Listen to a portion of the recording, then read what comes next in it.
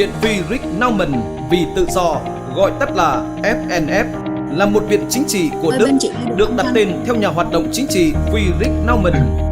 Viện được thành lập năm 1958, trụ sở đặt tại thành phố Potsdam, gần thủ đô Berlin và có văn phòng đại diện tại 60 quốc gia khác.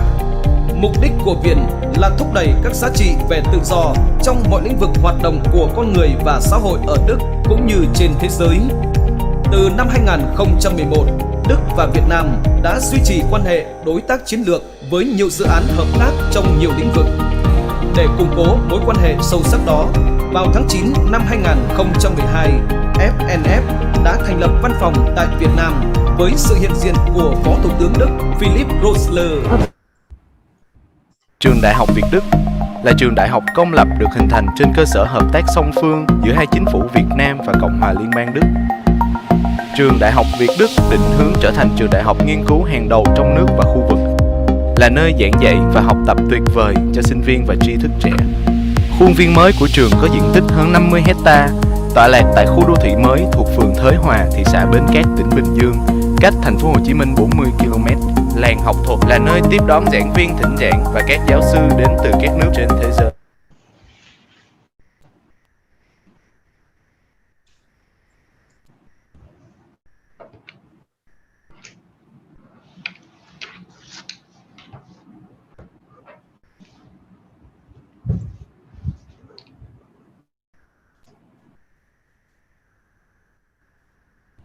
Chào Đức Tô Viên. Dạ, em chào anh. Khỏe chứ hả? Dạ, ổn anh.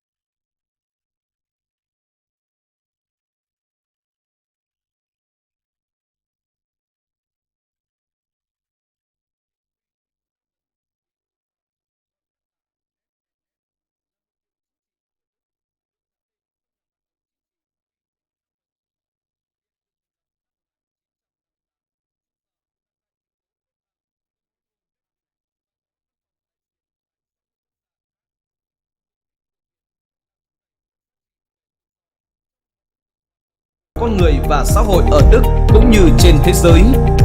Từ năm 2011, Đức và Việt Nam đã duy trì quan hệ đối tác chiến lược với nhiều dự án hợp tác trong nhiều lĩnh vực.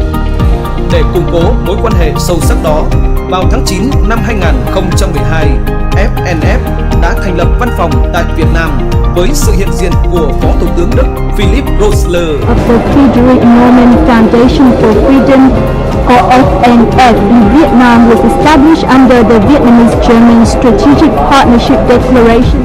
Các hoạt động trong nước của chúng tôi bao gồm thúc đẩy đối thoại, hội nghị, xuất bản sách, nghiên cứu cũng như mời các chuyên gia tăng cường hoạt động trao đổi giữa hai nước Việt Nam và Đức.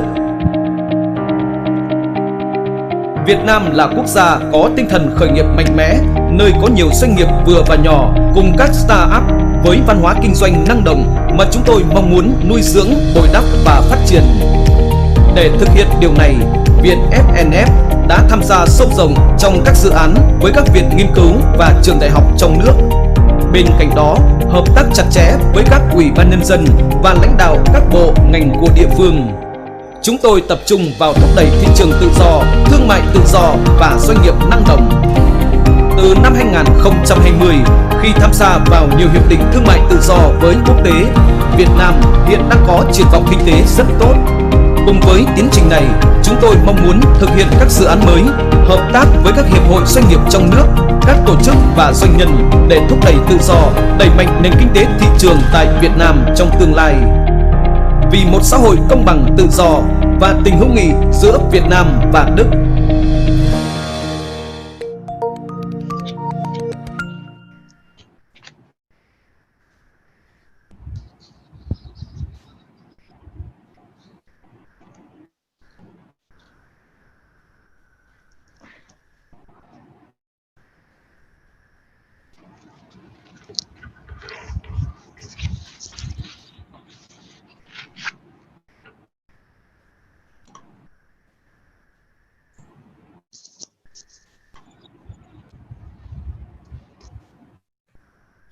Vâng, vừa rồi quý vị vừa xem qua video clip giới thiệu về Viện FNF. Friederich Naumann là đơn vị tài trợ chính cho chương trình ngày hôm nay. Tiếp theo xin kính mời quý vị đại biểu cùng đứng lên màn hình để xem video clip giới thiệu về cơ sở mới của trường Đại học Việt Đức tại Bến Cát, tỉnh Bình Dương. Xin mời.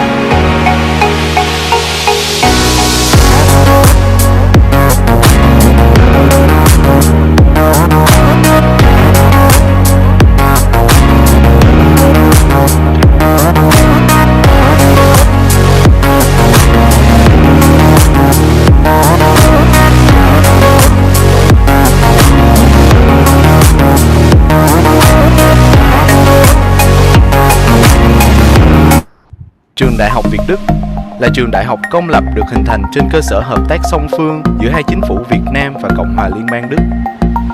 Trường Đại học Việt Đức định hướng trở thành trường đại học nghiên cứu hàng đầu trong nước và khu vực, là nơi giảng dạy và học tập tuyệt vời cho sinh viên và tri thức trẻ. Khuôn viên mới của trường có diện tích hơn 50 hecta, tọa lạc tại khu đô thị mới thuộc phường Thới Hòa, thị xã Bến Cát, tỉnh Bình Dương, cách thành phố Hồ Chí Minh 40 km. Làng học thuật là nơi tiếp đón giảng viên thỉnh giảng và các giáo sư đến từ các nước trên thế giới. Tòa nhà hành chính hiện đại là nơi làm việc của toàn bộ nhân viên. Hội trường với sức chứa lên đến 1.000 người là nơi tiếp đón, tổ chức các hội nghị, sự kiện lớn nhỏ của trường. Thư viện thiết kế với không gian thoáng đãng là nơi cung cấp đầy đủ các nguồn tài liệu phong phú phục vụ cho việc học tập và công tác giảng dạy. Khu nhà ăn với 3 tầng hiện đại phục vụ những bữa ăn chất lượng cho sinh viên, toàn bộ giảng viên và công nhân viên. Khu nhà triển lãm phục vụ công tác giới thiệu và trưng bày kết quả nghiên cứu. 5 dãy nhà học thuật với văn phòng và phòng thí nghiệm chuẩn quốc tế phục vụ cho việc học tập và nghiên cứu. Giảng đường bao gồm 50 phòng học và phòng hội thảo được trang bị hệ thống công nghệ hiện đại. Ký túc xá được bố trí ngay trong khuôn viên nhà trường, được thiết kế dưới dạng căn hộ, có khu sinh hoạt chung đầy đủ tiện ích và không gian giải trí sâu rộng. Dự án sau khi hoàn thành phục vụ lên đến 12.000 sinh viên.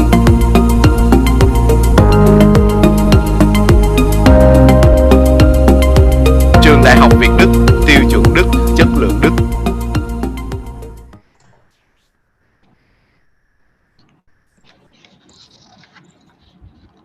Vâng, vừa rồi là video clip giới thiệu về cơ sở mới tọa lạc tại huyện Bến Cát, tỉnh Bình Dương của trường Đại học Việt Đức.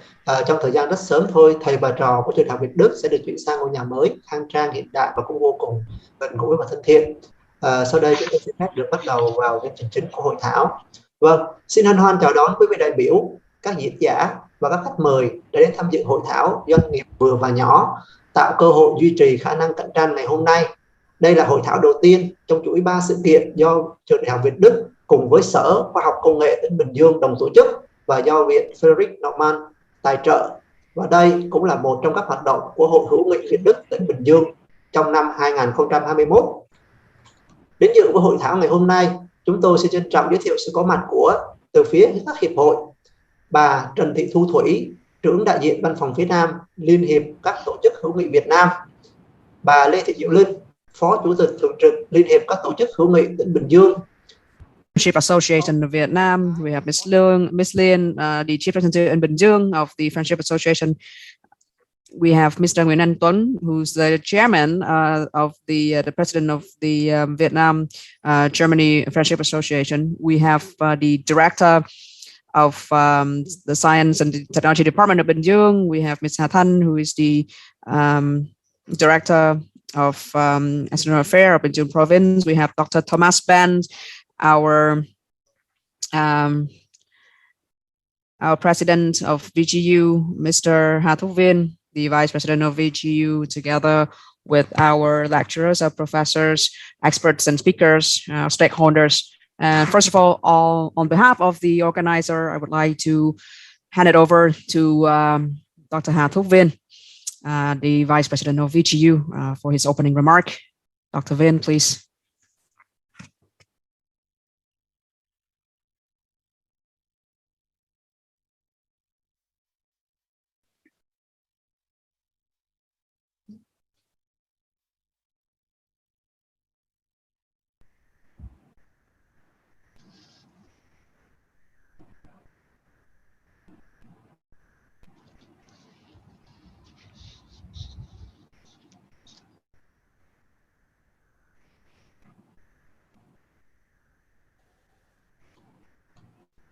Hình như thầy Viên chưa nghe được em ạ. Anh Tuấn nói thì nghe nhưng mà chỗ Trung nói thì không nghe được. Đấy. Xin kính mời thầy Hà Thúc Viên phát biểu chương trình. Biết thầy nghe được chưa? Nghe được ạ. Dạ rồi, xin mời thầy. Xin trân trọng cảm ơn anh Trung đã giới thiệu. For getting started our workshop and introducing the organizers and the distinguished guests. So we're here on the topic of SMEs, creating opportunities to remain competitive, especially during this context. We're in this moment in time where we are trying to get back to the new normal amidst the COVID-19 pandemic. And at the same time, you know, this is another year where we all enter the new digital age of technology 4.0, revolution. And I hope that today's workshop will be very helpful and informative and insightful for all of us. So first of all, my distinguished colleagues and team member, Dr.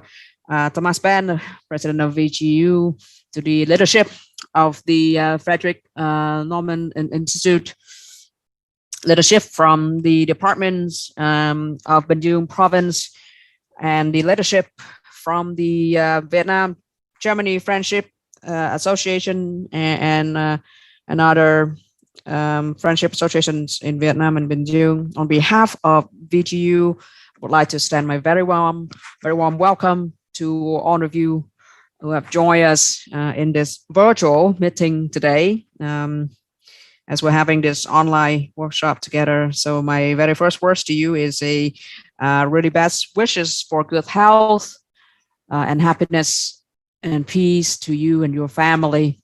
I hope you all are staying safe through this tough time, the pandemic. The Vietnamese-German University has been the very first public university established through the partnership between the two countries, Vietnam and Germany. And we were established with the vision to be a research university to achieve and implement German standards here in Vietnam. And our mission has always been to facilitate an environment where we can nurture and encourage research and really motivate students to maximize their potentials, and in which the collaboration, the partnership between the university and industry, between our university and businesses, has always been a core pillar. It's been a key, one of the key mission that we pursued and truly want to optimize in our activities. I'm sorry, I've lost audio from Dr. Vin.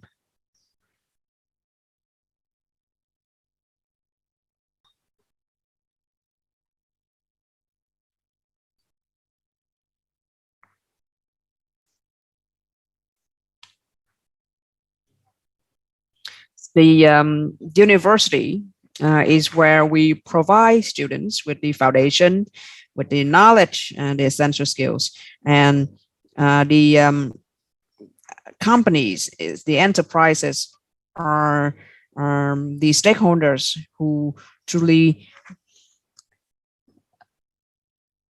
provide students with the opportunities, with the practical experience, where they can apply, where they can truly bring their education into life, into innovation, to make a difference. And we like to see ourselves as a hub to connect the stakeholders, to be a really key players in the ecosystem, not just between university and businesses, but between the Vietnam and Germany Friendship Associations and all of the related partners. And for the past few months, and for nearly 2 years now, everyone's been challenged by COVID-19, and there have been so many challenges, so many changes that every individuals and organizations have to go through and have to overcome.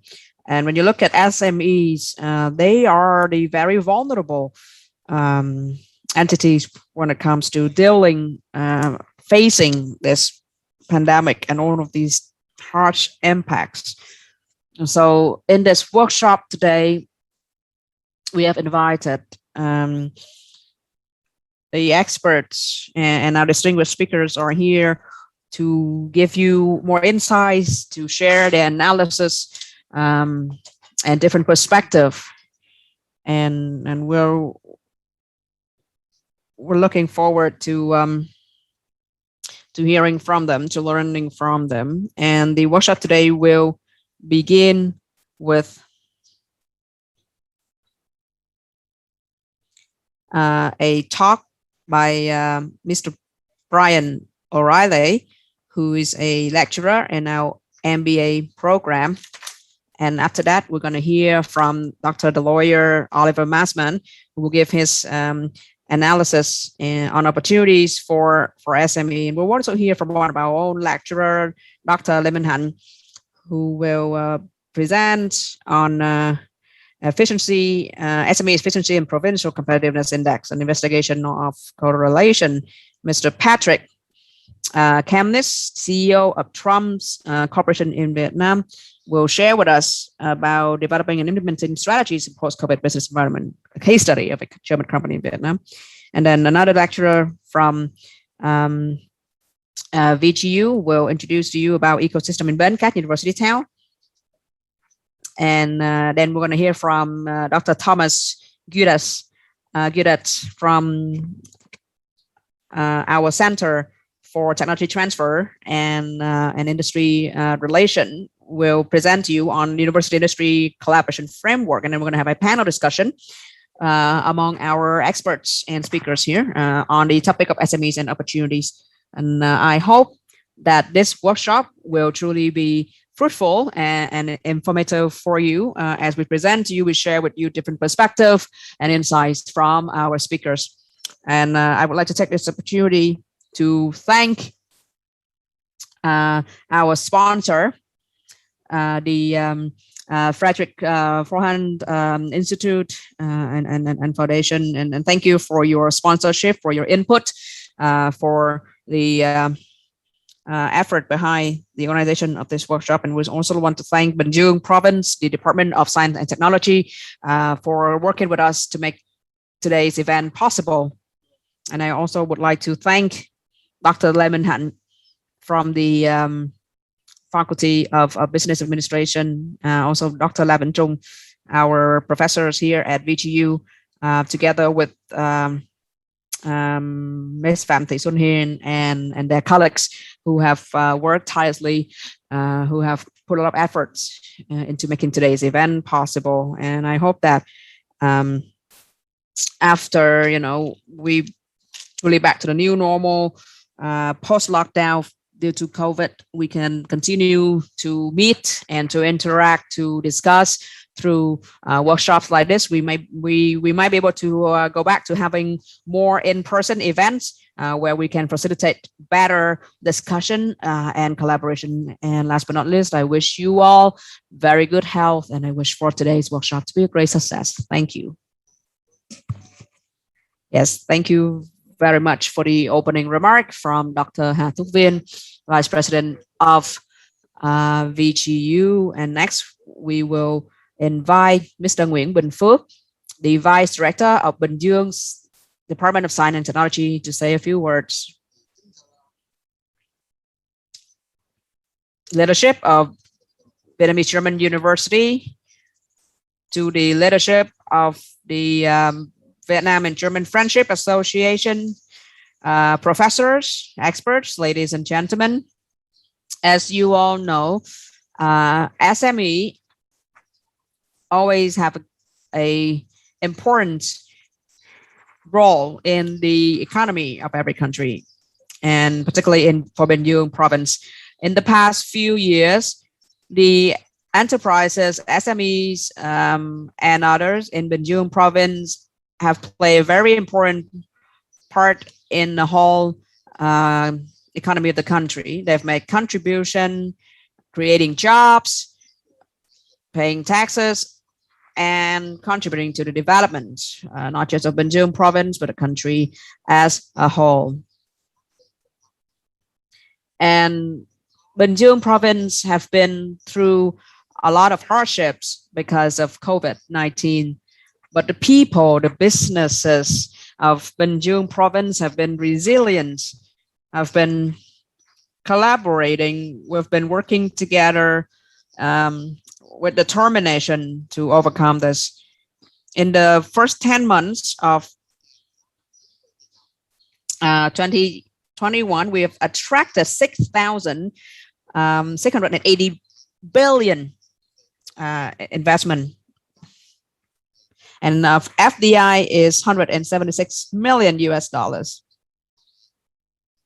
And export is now more than 26.7 million USD. Import had also grown at 27% versus last year. We contributed 52,000 billion into the national budget. So all of our key metrics have gone up since last year. And since the Binh Duong government issued their decision, key decision to build a smart city on the 21st of November 2019, we have recognized the important role of enterprises, of industry, and we have been giving a lot of support to facilitate a friendly business environment to attract investment and to get Binh Duong ready for the technology revolution 4.0 to truly digitalize the city and make it into a smart city friendly for investment and development. And today at the workshop on SME creating opportunities to remain competitive, and we're here to talk about helping SMEs, helping the enterprises to build new strategy, to stay ahead, to stay competitive. It was also help SME to understand, to recognize their opportunities, to know on the benefits and on the advantages they might have from the FTA between Vietnam and EU. And as the economy is now recovering, together with learning about the new trends, emerging opportunities on the international trade, how to make the best of the EU FTA, SMEs should really stay on top of this, should be aware and make the best of it to really be a key players in the global value chain. Enterprises should be ready, should embrace changes to transform themselves to stay competitive.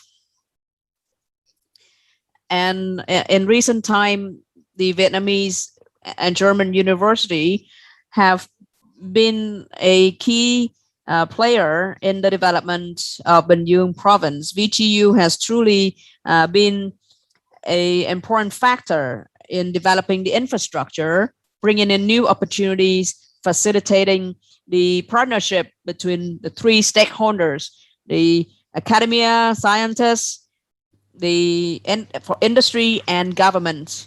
And we truly hope that VGU continue to be the core factor, to be the rising star that will lead the wave of innovation for Binh Duong province. On behalf of the Binh Duong province government, I wish you all good health, success, and I wish for our workshop today to be a wonderful experience for all of you. Thank you.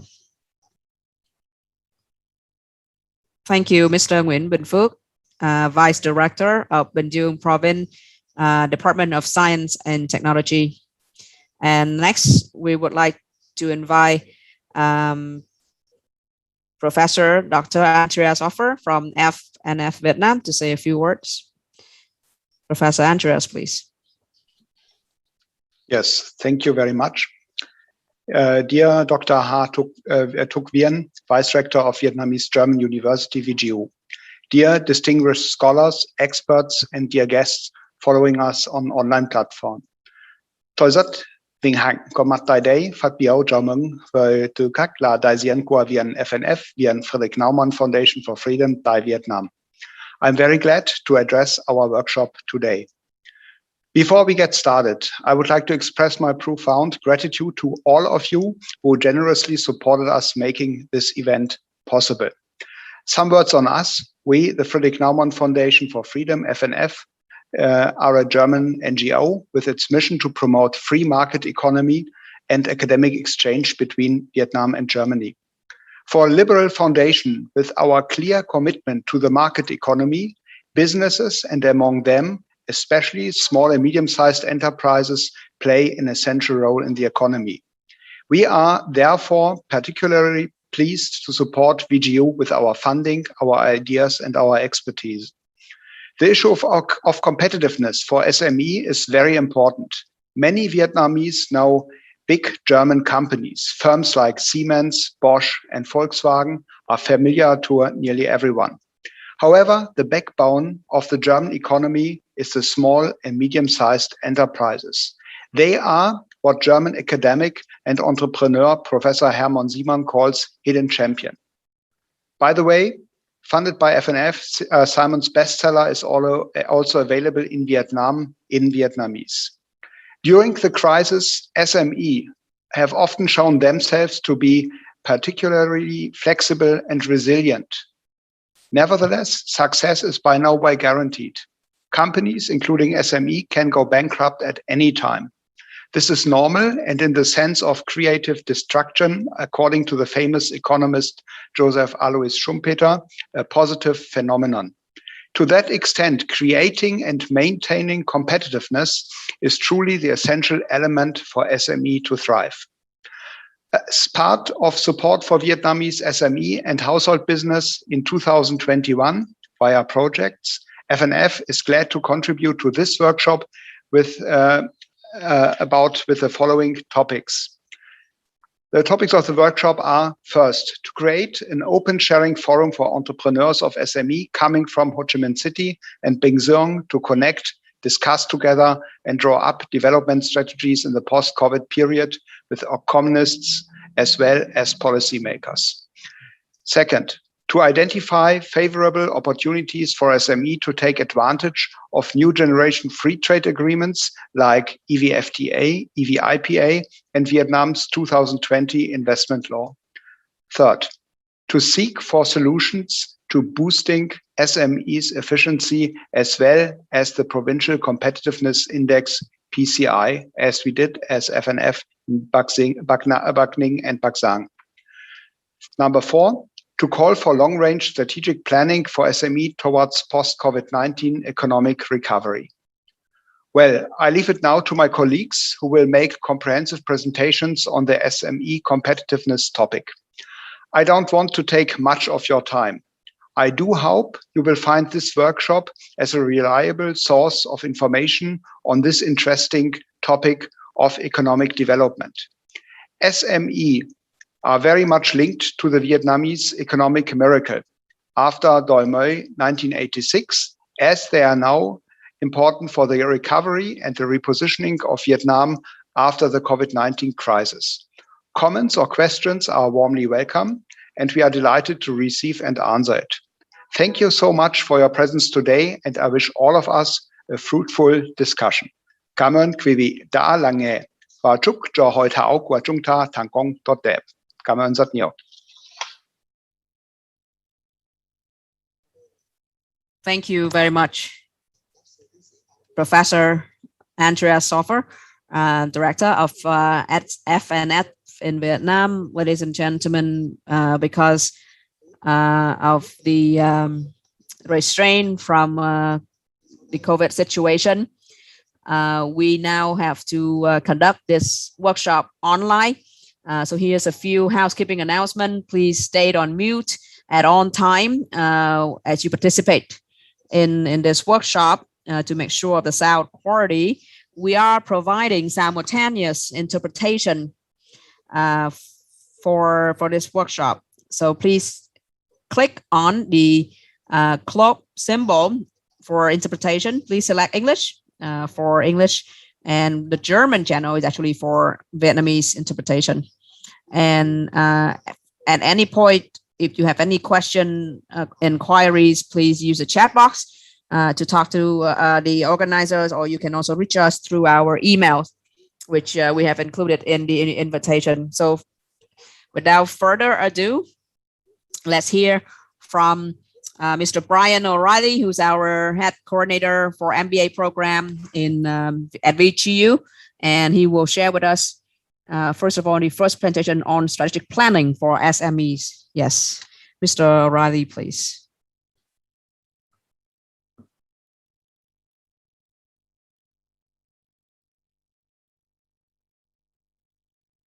Brian, you're still on mute. Okay, got it. Sorry. You told me to unmute, to mute, so I forgot. Okay, thank you very much, everybody. And it's a pleasure to be presenting here today and to talk very briefly about what small to medium enterprises can think about and maybe do in regards to strategic planning. So just as an introduction, you can imagine there's many things going on at the moment, and some of the previous distinguished guests already talked about this. But in the post-COVID environment, it's going to be a very different environment in many ways, and it is there will be a lot of challenges and opportunities, and if SMEs in Vietnam can actually position themselves correctly and be proactive and innovative, there probably going to be some great opportunities for them to take. So what can strategic planning do to help them? Well, I will just give you a few pointers over the next 20 minutes. This is just an overall view of the strategic planning process. And whilst this is very widespread, a lot of companies actually don't do strategic planning, and maybe many don't do business planning.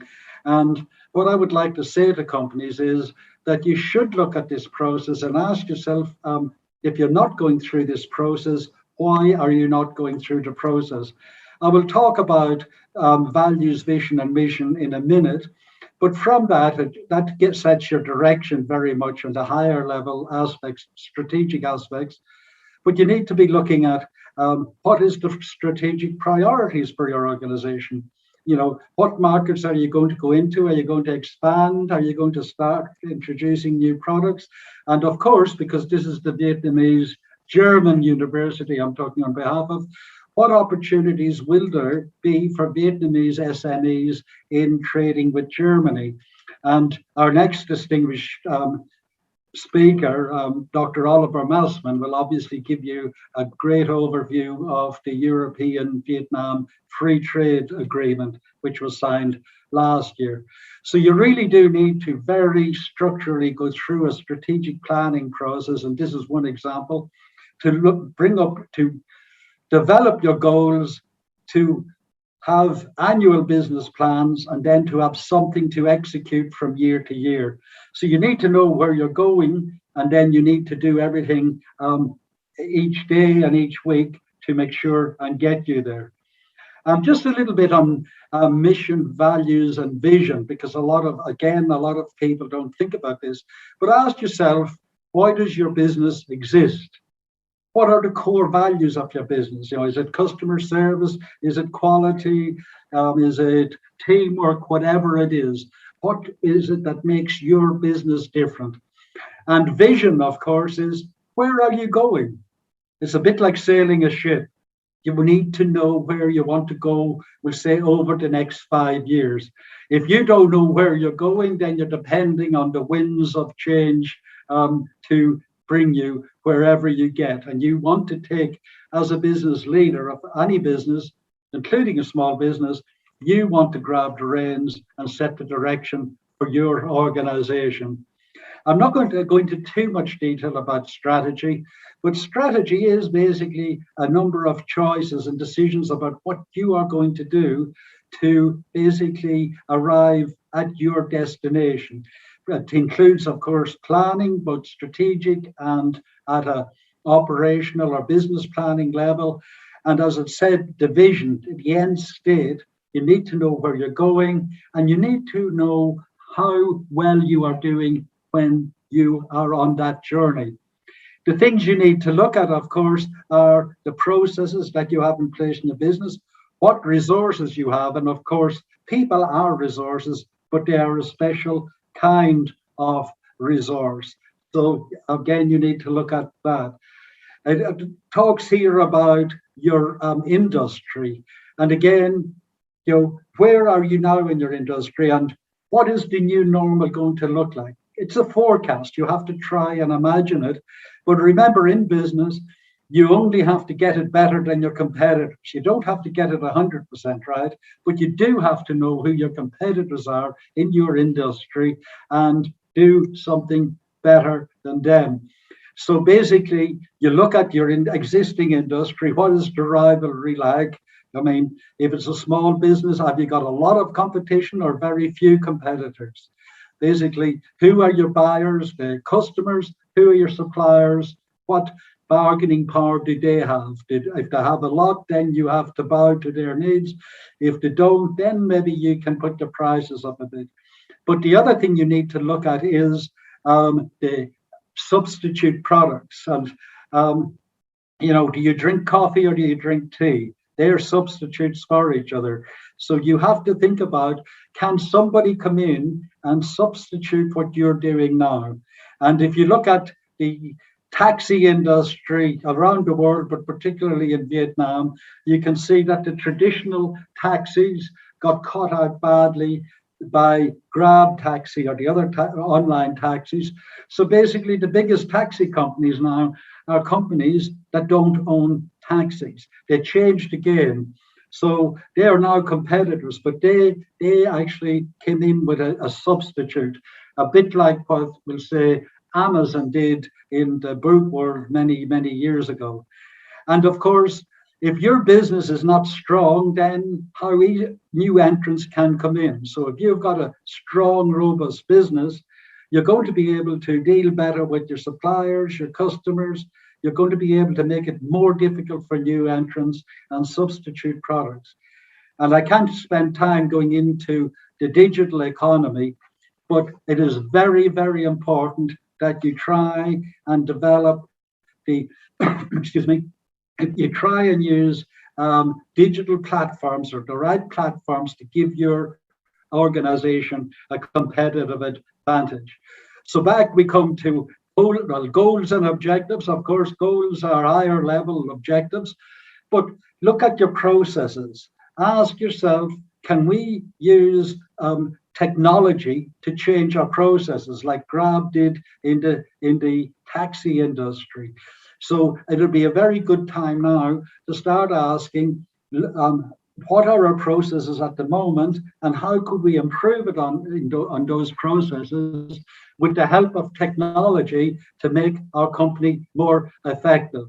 And looking at resources, again, you know, have you got the right resources you need? And of course, when I'm talking about working in a digital world, that means you have to have the right technology, the right platforms available for your company to be competitive. People, well, people are the foundation of every organization. Without the right people, you are going to have difficulties. So what you need to do is ask yourself, have we got the right people? If we don't, where do we get the best people? And if we do not have the best, or if we have people who are not, how would you say, following the corporate culture, well, then maybe you need to change them.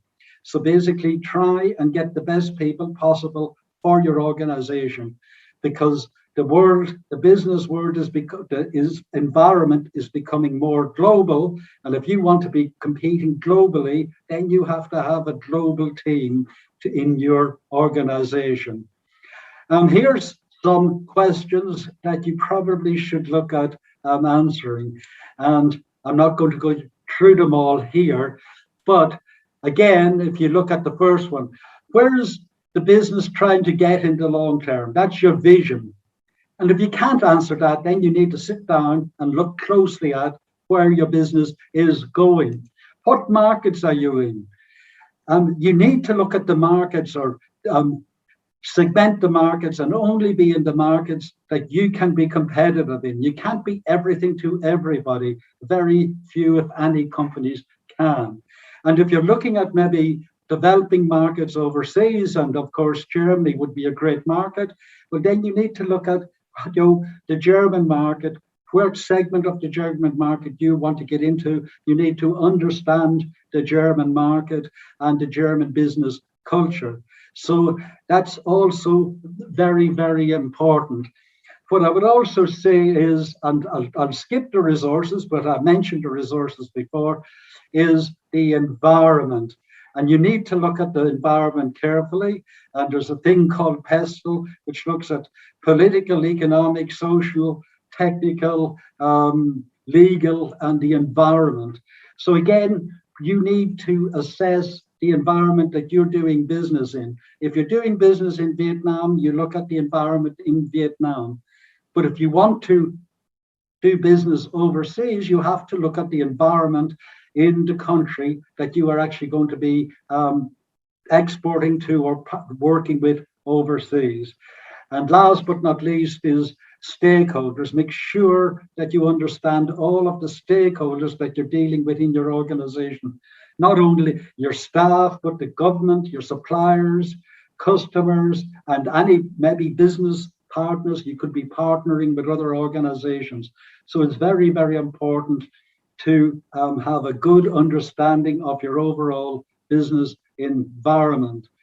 And I'm keeping this quite short, but you know, where to from here? And I think this is a very, very important part. Again, I would reiterate is you need to know who you are and why you exist. What value are you bringing to the market? When you ask people, what is your mission of your organization? Some people say to make money. Well, your customers don't care about you making money. They care about the value your business gives to them. So I would say work back from your customers and structure and develop your business to provide the best value for your customers. I've mentioned the business environment and your industry. You need to know the big picture. You're not operating in a shell. You're not on an island on your own. And another thing is threats and opportunities. Basically, what are the threats coming from outside and the opportunities?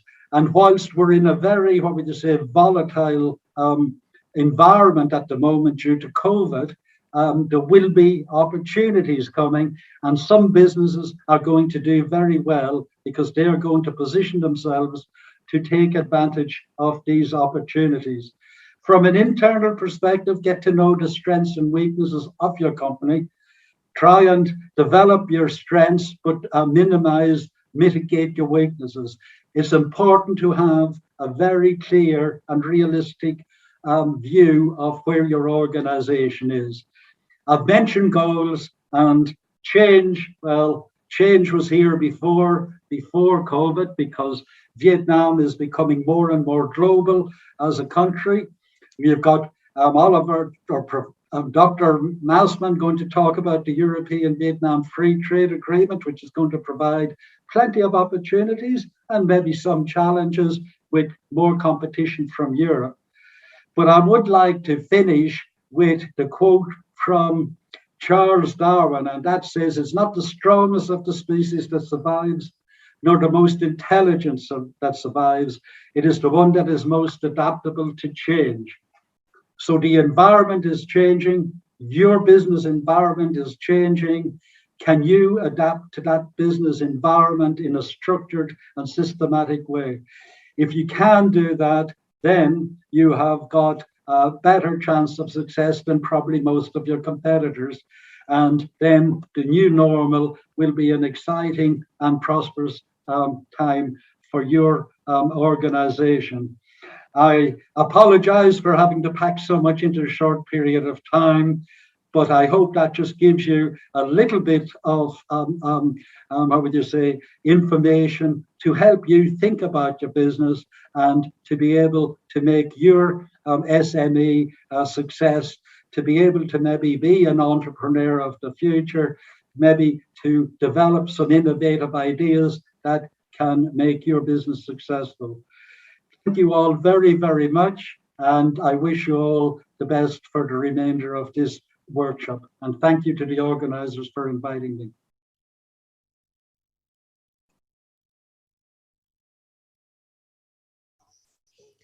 Thank you, Mr. Brian O'Reilly, for your presentation. And next, we'd like to introduce Dr. Oliver Massman. He's an expert who's been in Vietnam for a long time, and he's been one of the key consultants about opportunities under the EVFTA for Vietnam.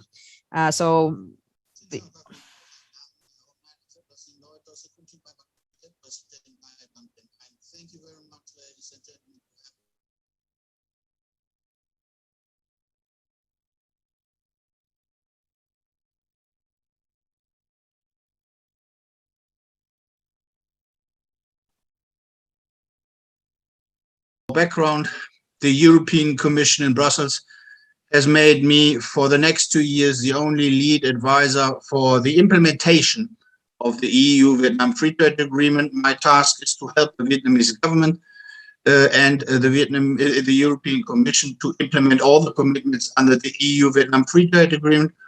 And there are some really important commitments with regard to which touch on and have relevance to small and medium-sized enterprise. So continue, please, with the slide. Just continue. Tip top. Yes. Okay, I would give you a short glance on the economy. Vietnam is one of the top performers in Corona COVID. Vietnam is one of the only countries that's posting a positive growth of about 2.8 to 3% during Corona COVID crisis. What you can also take out of this slide is the demographics. Here, the average age of the Vietnamese is 30 years old, so that's very positive. In which sectors do SMEs operate? Local and foreign invested SMEs account for around 96.7% of total enterprise. Keep up with the slide, please. Yes. Local and foreign invested small, medium-sized enterprise account for around 96.7% of total enterprise in Vietnam. So it's a big number. Most SMEs operate in the commerce, service, and industrial sectors, especially in traditional handicraft, exploiting and production raw products such as minerals, seafood and forest products, and processing and assembling, and manufacturing high-tech products. So in recent years, the trend of developing innovative business models in the form startups, which are considered as SMEs in Vietnam, has been growing, especially in areas such as construction, processing, manufacturing, automotive industry.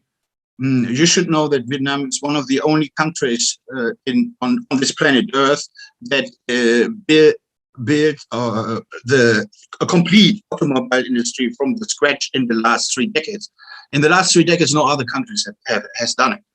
So it's a super model for that. So basically, currently there are more than 3,000 active innovative startups. Most of them are invested by startup funds from the US, United States, and Singapore. What are the most prevalent types of small and medium-sized enterprise? Small and micro enterprise, both local and foreign invested, account for a very large proportion of SMEs, whereas the number of medium-sized enterprise accounts for only 1.6% of the SMEs in Vietnam. How can the European Union Free Trade Agreement and the European Union Investment Protection Agreement, the EVIPA, and assist Vietnam's SMEs? So the EU-Vietnam Free Trade Agreement, the EU-Vietnam Free Trade Agreement took effect since 1st of August 2020. The EU EVFTA is the most comprehensive and ambitious trade and investment agreement that the EU has ever concluded with a developing country in Asia. It is a second agreement in the ASEAN region after Singapore, and it will intensify bilateral relationships between Vietnam and the EU. Coupled with a trend of investors continuously withdrawing capital and production out of China, in recent months, the EVFTA is contributing to turn Vietnam into the manufacturing hub of Asia. So again, Vietnam will be the manufacturing hub of Asia. This is pretty significant. The EU-Vietnam Free Trade Agreement here, under the EU FTA, Vietnam has not only opened additional subsectors for EU service providers, but also made commitments deeper than those outlined in the WTO market access service sector commitments, offering the EU the best possible access to Vietnam's market. Subsectors that Vietnam commits under the EU-Vietnam Free Trade Agreement, but not WTO, so it's a WTO++ agreement, include interdisciplinary research development services. There's a better market access as under WTO rules, and nursing services, medical services, physiotherapists and paramedical personnel, packaging services, trade fairs, exhibition services, and building cleaning services. Those areas are just some of the areas which basically provide a better market access than the WTO level. Tip-top. Notable provisions of the EU-Vietnam Free Trade Agreement are tax. First, Vietnam commits to eliminate import duties on 48.5% of tariff lines, equivalent to 64.5% of EU exports immediately after the agreement comes into effect. After 7 years, import taxes on 91.8% of tariff lines, equivalent to 97.1% of EU exports, will be removed by Vietnam. After 10 years, the abolition rate will be 98.3% of the total tariff lines, equal to 99.8% of the EU exports, respectively. Similarly, nearly 100% of Vietnam's exports to the EU will be eliminated import tax after 10 years of effect from 1st of August 2020. So far, this is the highest level of commitment a partner, trading partner has basically gives Vietnam in a trade agreement. You can see also the significance for the European Union of Vietnam in this regard. It's tremendous. So this is especially meaningful when the EU has been basically one of the largest trading partners of Vietnam. So EU-Vietnam tip-top. One very important, very critical commitment is the so-called public procurement, government procurement agreement.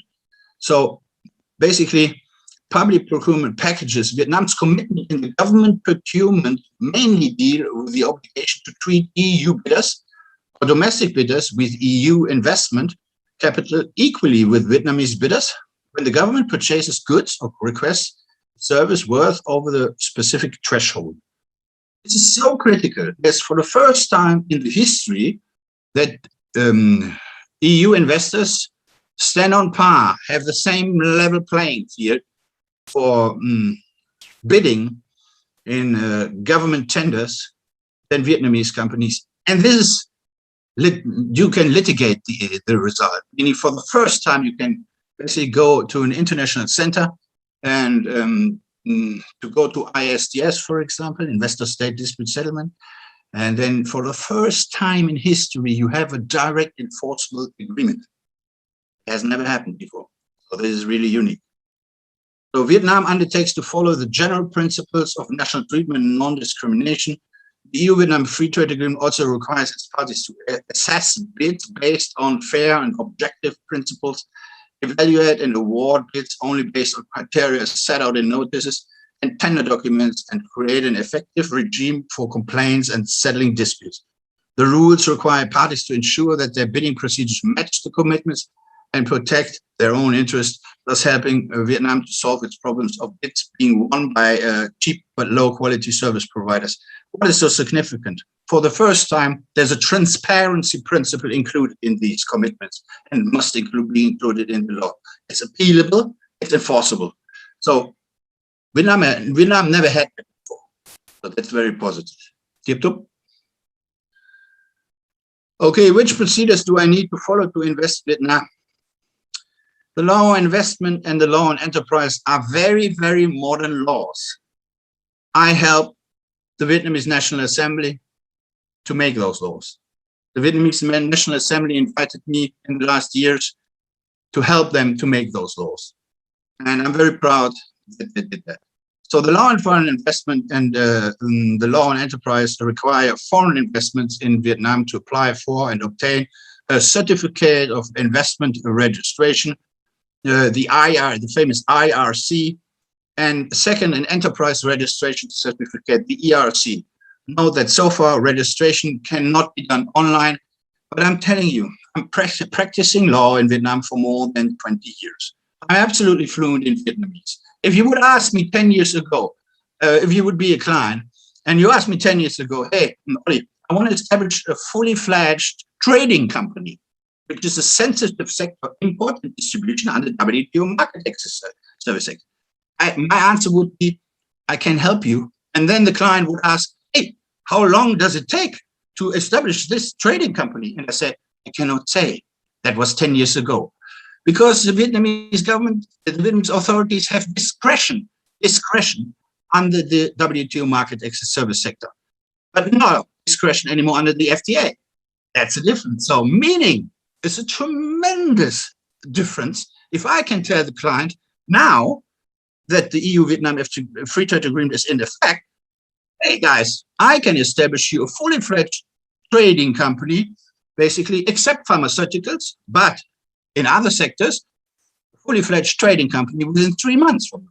And we have done it now. And it works. And that's a miracle. And nobody is asking me for, you call it Dutlot in Vietnam? I don't want to say it in English. So the Vietnamese will understand. But yeah, it doesn't happen anymore. It's amazing. This is an amazing development in the last 20 years. And I'm very proud to be part of it.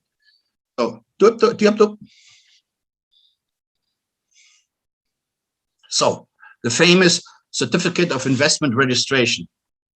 As a first step, investment projects are required to register with the local Department of Planning and Investment and obtain a so-called CIR, which sets the key details of the investment project, including its objectives, duration, investment capital, equity and debt, and names of investors. Obtaining the Certificate of Investment Registration takes about 15 business days on average from the date the DPI receives the complete application to say this commitment and this timeline assurance I can only give now. 10 years ago was impossible.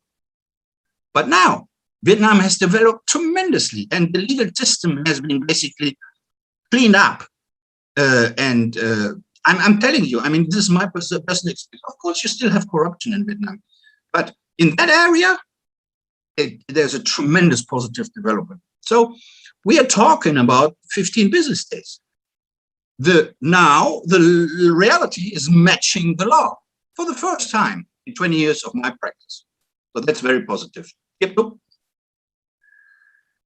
Forms of investment for foreign investors. Here is the investment in form of establishment of a business entity, execution of an investment project, investment in the form of a business corporation contract, investment in the form of capital contribution or purchase of shares and capital. Yeah, the enterprise registration certificate is basically a formality, has morphed into a formality. It's amazing. You get it 7 days after you get the IRC. It's almost automatic. It's very, very interesting.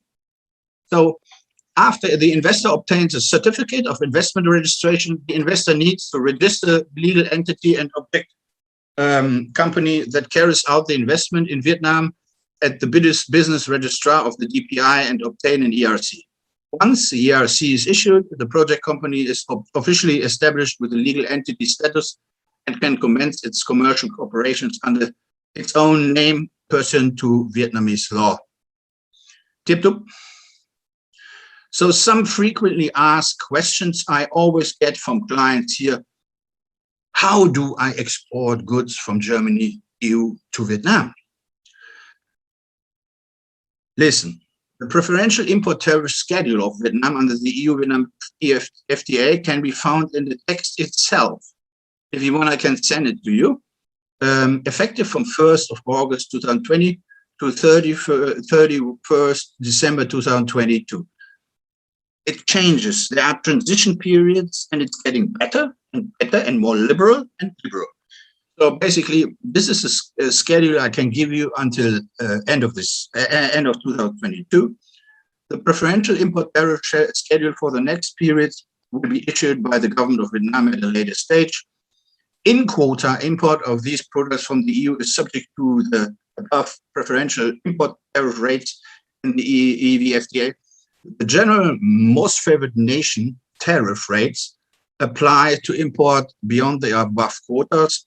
EU exporters must apply for import license under a tariff quota so as to enjoy the preferential treatment. We do hundreds of this. I mean, we support in hundreds of these cases. So, but as I told you, the line authorities have been very, very helpful. I can say there's I mean, it's amazing. Since effectiveness of the EU-Vietnam Free Trade Agreement, 1st of August 2020, we're talking about growth of business in Vietnam regarding export from 15 billion to 20 billion just for that FTA. So this is real numbers. And the Vietnamese say, again, got thing, have money, have honey. So it's very good. Tip top. So how can I export services to Vietnam in terms of national treatment in the sectors inscribed in Annex 8B, Vietnam Schedule of Specific Commitments? I don't want to bother you with that, but I'll just give you the tips where you can find it. And subject to any conditions and qualifications set out therein, Vietnam shall accord to services and service suppliers of the EU in respect of all measures affecting the cross-border supply of services treatment no less favorable than it accords basically to its own like services and services.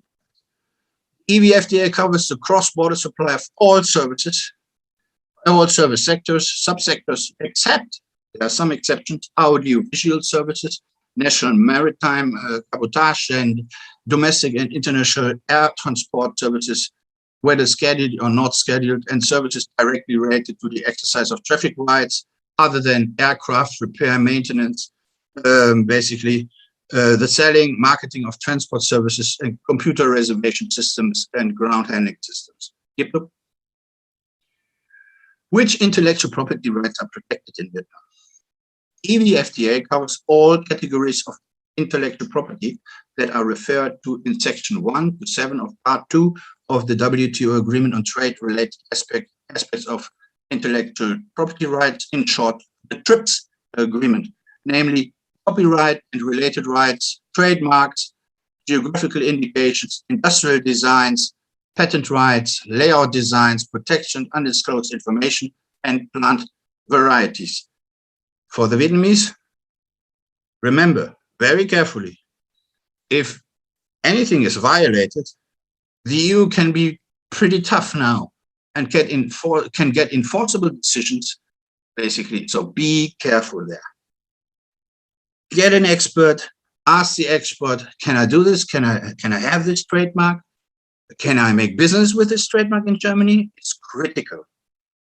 So come to us, we will let you know. Tip top. EVFTA, corporate social responsibility.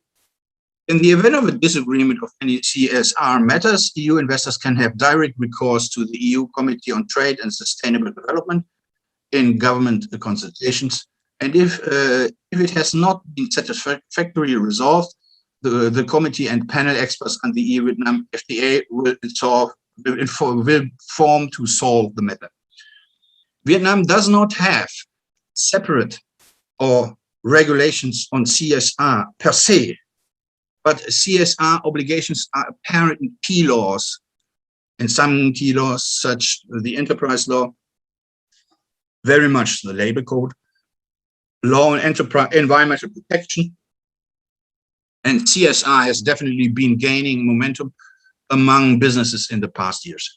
In fact, since 2005, the Vietnam Chamber of Commerce and Industry, together with the Ministry of Labor, Invalids and Social Affairs, the Ministry of Industry and Trade, together and other associations have awarded the so-called Corporate Social Responsibility towards Sustainable Development Award yearly to honor businesses that perform their corporate social responsibility well in the context of integration. Oh, welcome to the land of the protected. Welcome to EVFTA and labor rights. At the heart of the EU-Vietnam Free Trade Agreement is the 98th International Labor Organization Declaration on Fundamental Principles and Rights at Work.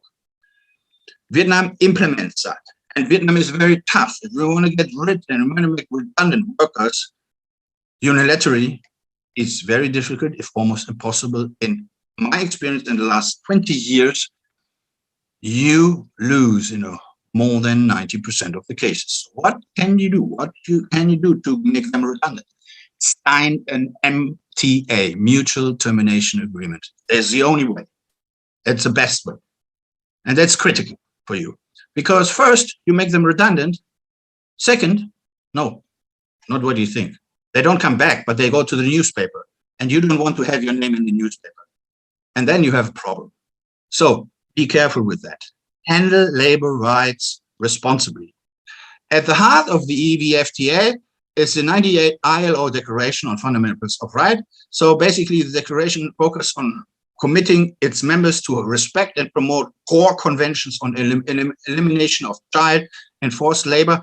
And ladies and gentlemen, listen to me, it's very critical now. It is not under German law the case, and is not under American law the case. For the first time in history, since 1st of January 2020, the Vietnamese have put part of labor law violations in the penal code.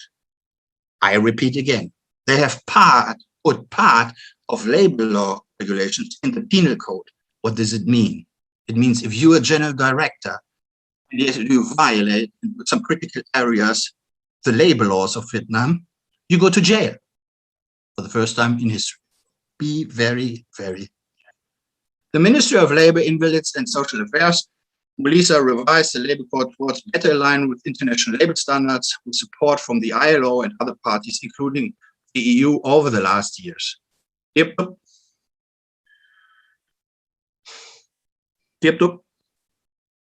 Okay. Below, I have set out basically some key labor rights addressed in the EVFTA and the corresponding provisions on domestic legislation. For example, the freedom of association and the effective recognition of the right to collective bargaining. This right is recognized by the Vietnam Labor Code under Article 3, 7, 36, 44, 63, and 65. However, the strict control of the state poses a challenge to the implementation of this provision. It's highly controlled. The elimination of all forms of forced and compulsory labor. This right is recognized by the Vietnamese Labor Code under Article 8. The effective abolition of child labor, although the minimum working age in Vietnam is 15 years. Chapter 6 of the Labor Code still allows enterprise to employ children from the age of 30 years if the enterprise satisfies simple conditions as taking care of these children, obtaining their parents' approval, and so on. This is not in line with the EVFTA standard, and I'm telling you now, we have a control system from Europe who will control it to put Vietnam on a watch list.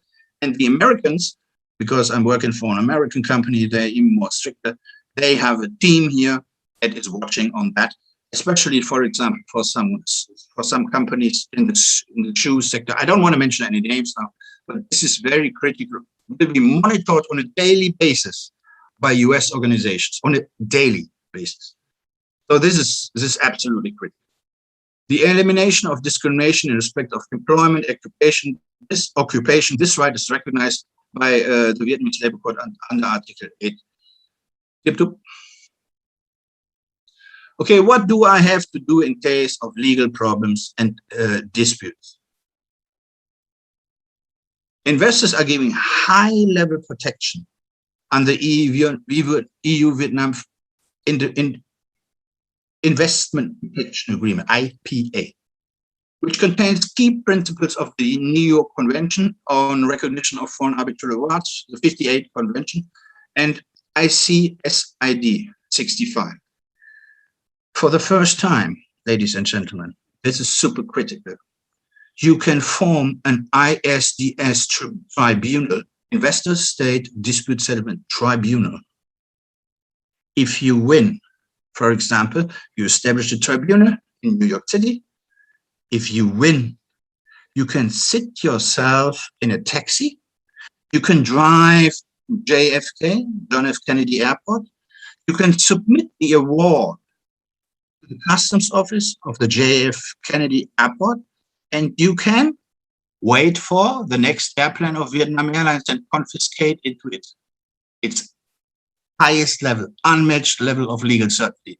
The Vietnamese, now you understand how critical the IPA is.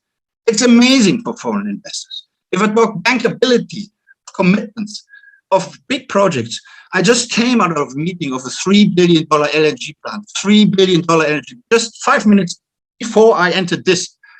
And we are doing that now. We are negotiating these high-level agreements and searching the protection, basically, of the IPA. I don't want to go too much into detail because there are also transition periods. 5 years, the ISDS commitments will then be in fact. Yes. But you can have a super change in law clause. You can solve it because you can have a super change in law clause. And PPAs, power purchase agreements, are not done for 5 years. They're done for 20 years. So you are in with the protection of the ISDS after 5 years. So this is super. Come to me if you have questions in that regard. In particular, the IPA stipulates a two-tier arbitration mechanism in which parties shall appeal if they are not satisfied with the first award issued by the arbitration panel. Basically, this is the ISDS. However, if neither disputing party has appealed the provision award, the award shall become final and shall not be subject to any appeal, review, set aside, annulment, or any other remedy. This is unique. I'm practicing more than 20 years in Vietnam. I've done more than 500 international arbitration cases. And ladies and gentlemen, I always have one problem. We win. You think that's good? Yeah, that's good. But the problem is enforcement. Over 500 cases. Hello, I enforced 5%. Sorry, I'm not a bad lawyer. But that's the system in Vietnam. It's ridiculous. And that changes now under the IPA, the Investment Protection Agreement, because ISDS basically abolished that system, meaning ISDS decisions are directly enforceable. The Vietnamese government, that means has to shut up. They cannot deny the enforceability anymore. This is a commitment under the EU Vietnam IPA, Investment Protection Agreement. It's the first time in Vietnamese history that they've done it. Why did they do it? Ladies and gentlemen, just remember, the Prime Minister Nguyen Thanh Dung negotiated that. When I asked him, King Tuor, Your Excellency, why do you do that? This is amazing, an unmatched level of legal certainty. He said, I ate my cake and I want to make Vietnam #1 in Southeast Asia. That's a good answer. Yep. Oh, that's all. Thank you very much, ladies and gentlemen.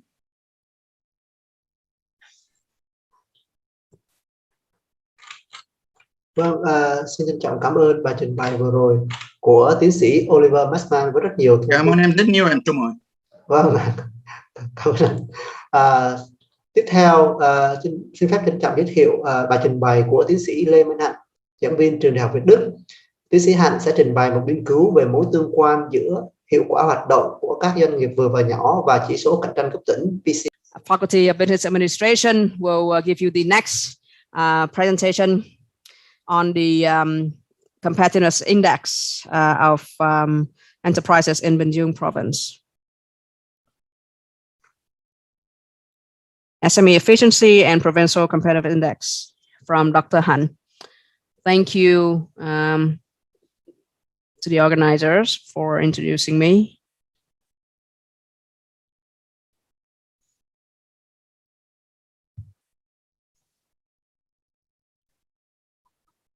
It's my pleasure to bring in a presentation to our workshop. So we're talking about opportunities, right, for SME to remain competitive. So this is from one of my research recently. So in this research, I study the correlations among SMEs in the competitiveness index to really try to help figure out for Binh Duong SMEs, where do they stand and what are their opportunities in terms of competing in the Vietnam market. So I'm going to introduce a little bit. There's research design and the findings and conclusions. So first of all, what we're looking for is the quality of business environment, which is conducive to the growth of small and medium-sized enterprises and its gradual improvement, which supports SME to increase the efficiency and motivate people to start business. And the research question is, from a point of view of the whole economy, right? We were also inspired by research by Commander and Snabra, 2011. It shows that the efficiency of firms in developing countries is obviously central to explaining the performance of these economies as a whole. And we also looked at Bunoir research from 2015, which findings show that the quality of business environment is conducive to the growth of small and medium-sized enterprises, and it will have a great impact. The environment does have impact on SME to help them increase their efficiency and motivate people to start a business. And so from these findings of other researchers, I have come up with a research question for myself. So is there a significant correlation between business environment and SME efficiency in the specific context of Vietnam? You know, when you put it on the map of Vietnam economy across 63 cities and provinces. So when you look at past research, especially these are empirical evidence from field studies. So the correlation is somewhat complex, and findings can pretty much contradict one another. Due to the interest of time, I was just gonna summarize 3 research projects that use data at firm level. So these research, they also use quite comprehensive data, right? So Back and Associate 2005 reference to a unique firm level survey database covering 54 countries, and they cover finance, legal framework, and also corruptions, right, at the firms. And so the findings were quite interesting.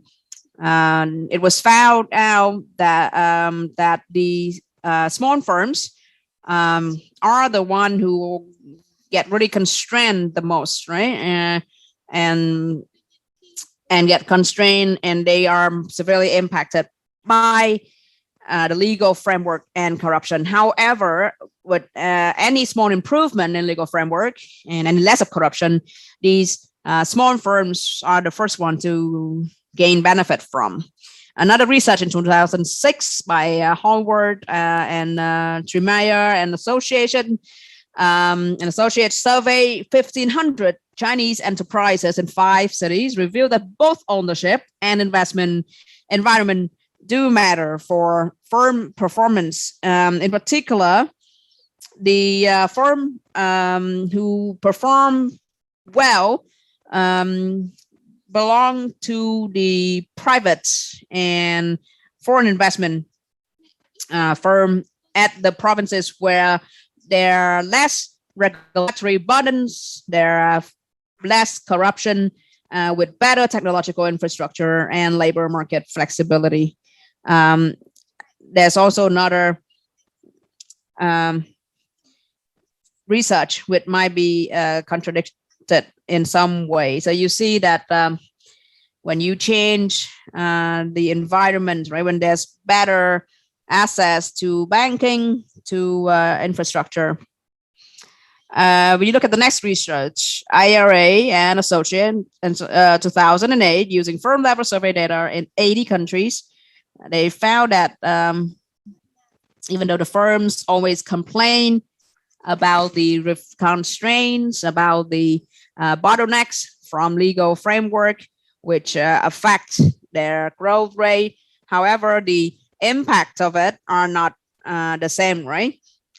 Only finance or crime rates affect them directly, in which when you look at finance referent, right, it has a very key impact. However, in the previous research, they say that finance might not be a direct impact. So some of the findings can be multidimensional because it comes from different point of view, different angles.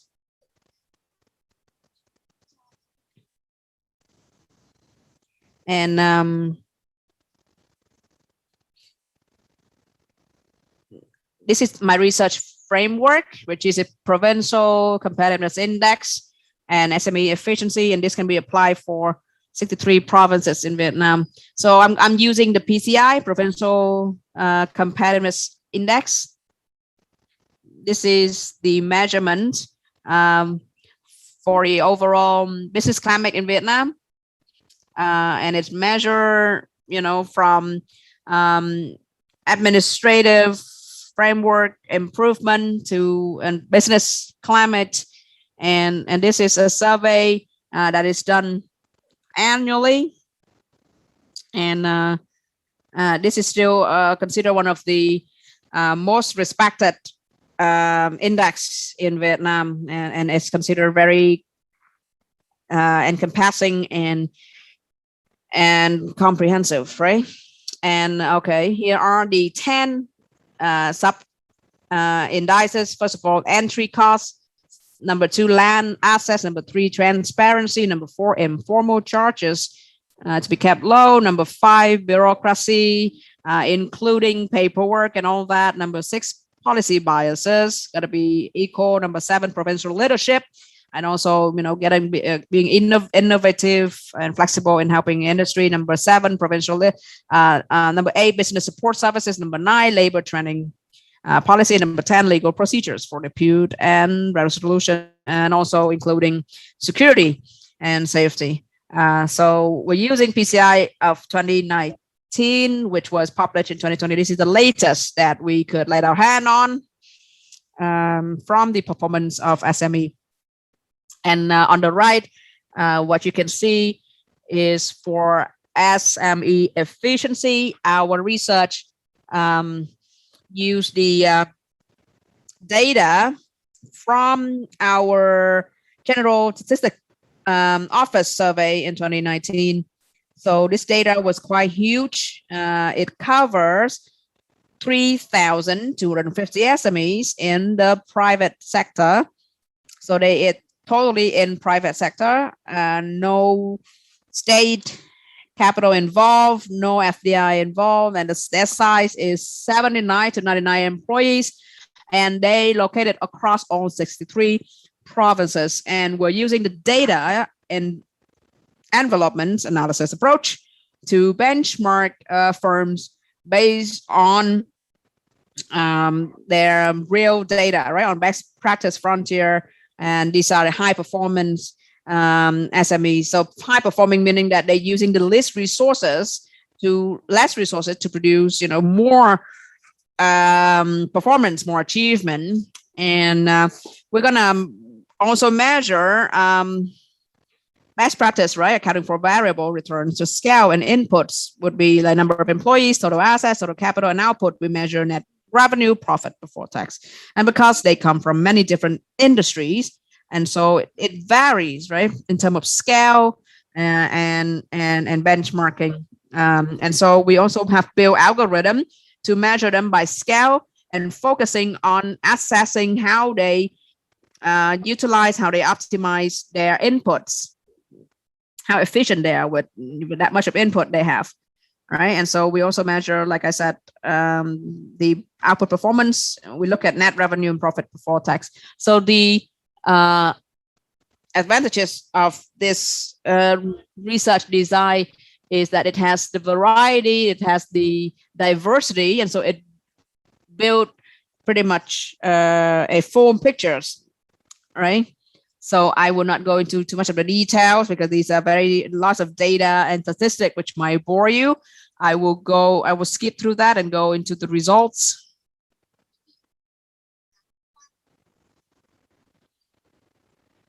So in my research, we're gonna use 2 correlations.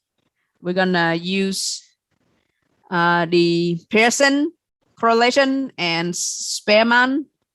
So Pearson and Spearman, PCI, and then the 10 indices of the PCI. So Pearson will measure the correlation, right? And Spearman's meaning that no delta involved. So we're going to look at the levels of data, right, instead of the correlation of them. So for example, when you look at the high performing, we're going to put them at number 1 and then 2, 3, right? So for Spearman, I find it very effective, an effective way to assess, to evaluate the variables when you can put data in order.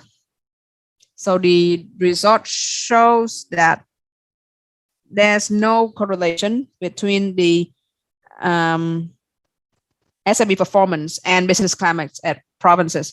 So we can conclude, right? We just simply cannot conclude that if the environment is good, if the climate is good, if that province, that city have good policy, good legal framework, good environment, it does not affect directly. It's not guarantee that the SME will perform well.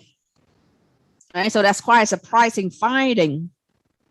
This is the 10 provinces where SMEs are better performing, have better performance, right? And these 10 provinces are not ranked well in PCI, in their provincial index, right? Competitive index. They don't rank well at all. Some of them rank like 60, 40 plus 30. Only Da Nang among top 10, right? And then rank 5th for having the number of high performing SME. So Da Nang is quite a rare, interesting case to look at, where they have really good business climate, really good PCI, and they also have more number of firms who are performing well. There's a gap as well, which is interesting to look at between the high performing firms and the average or the low performing one. You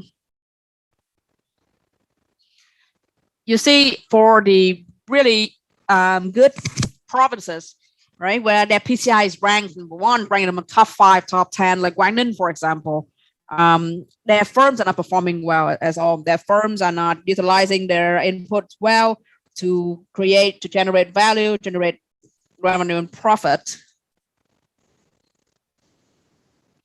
The enterprises in these provinces, right? I mean, on theory, they have access to all of the advantages, finance, infrastructure, technology. It seems that they can maybe save, maybe utilize better, optimize, perform better by 50%, providing the assets they have to make better use of their resources to generate more income and more revenue and profit. So based on this research, the conclusion we can draw is, first of all, the performance is still not optimized for SME in 63 provinces of Vietnam. So our conclusion is there's still much room left for efficiency improvement.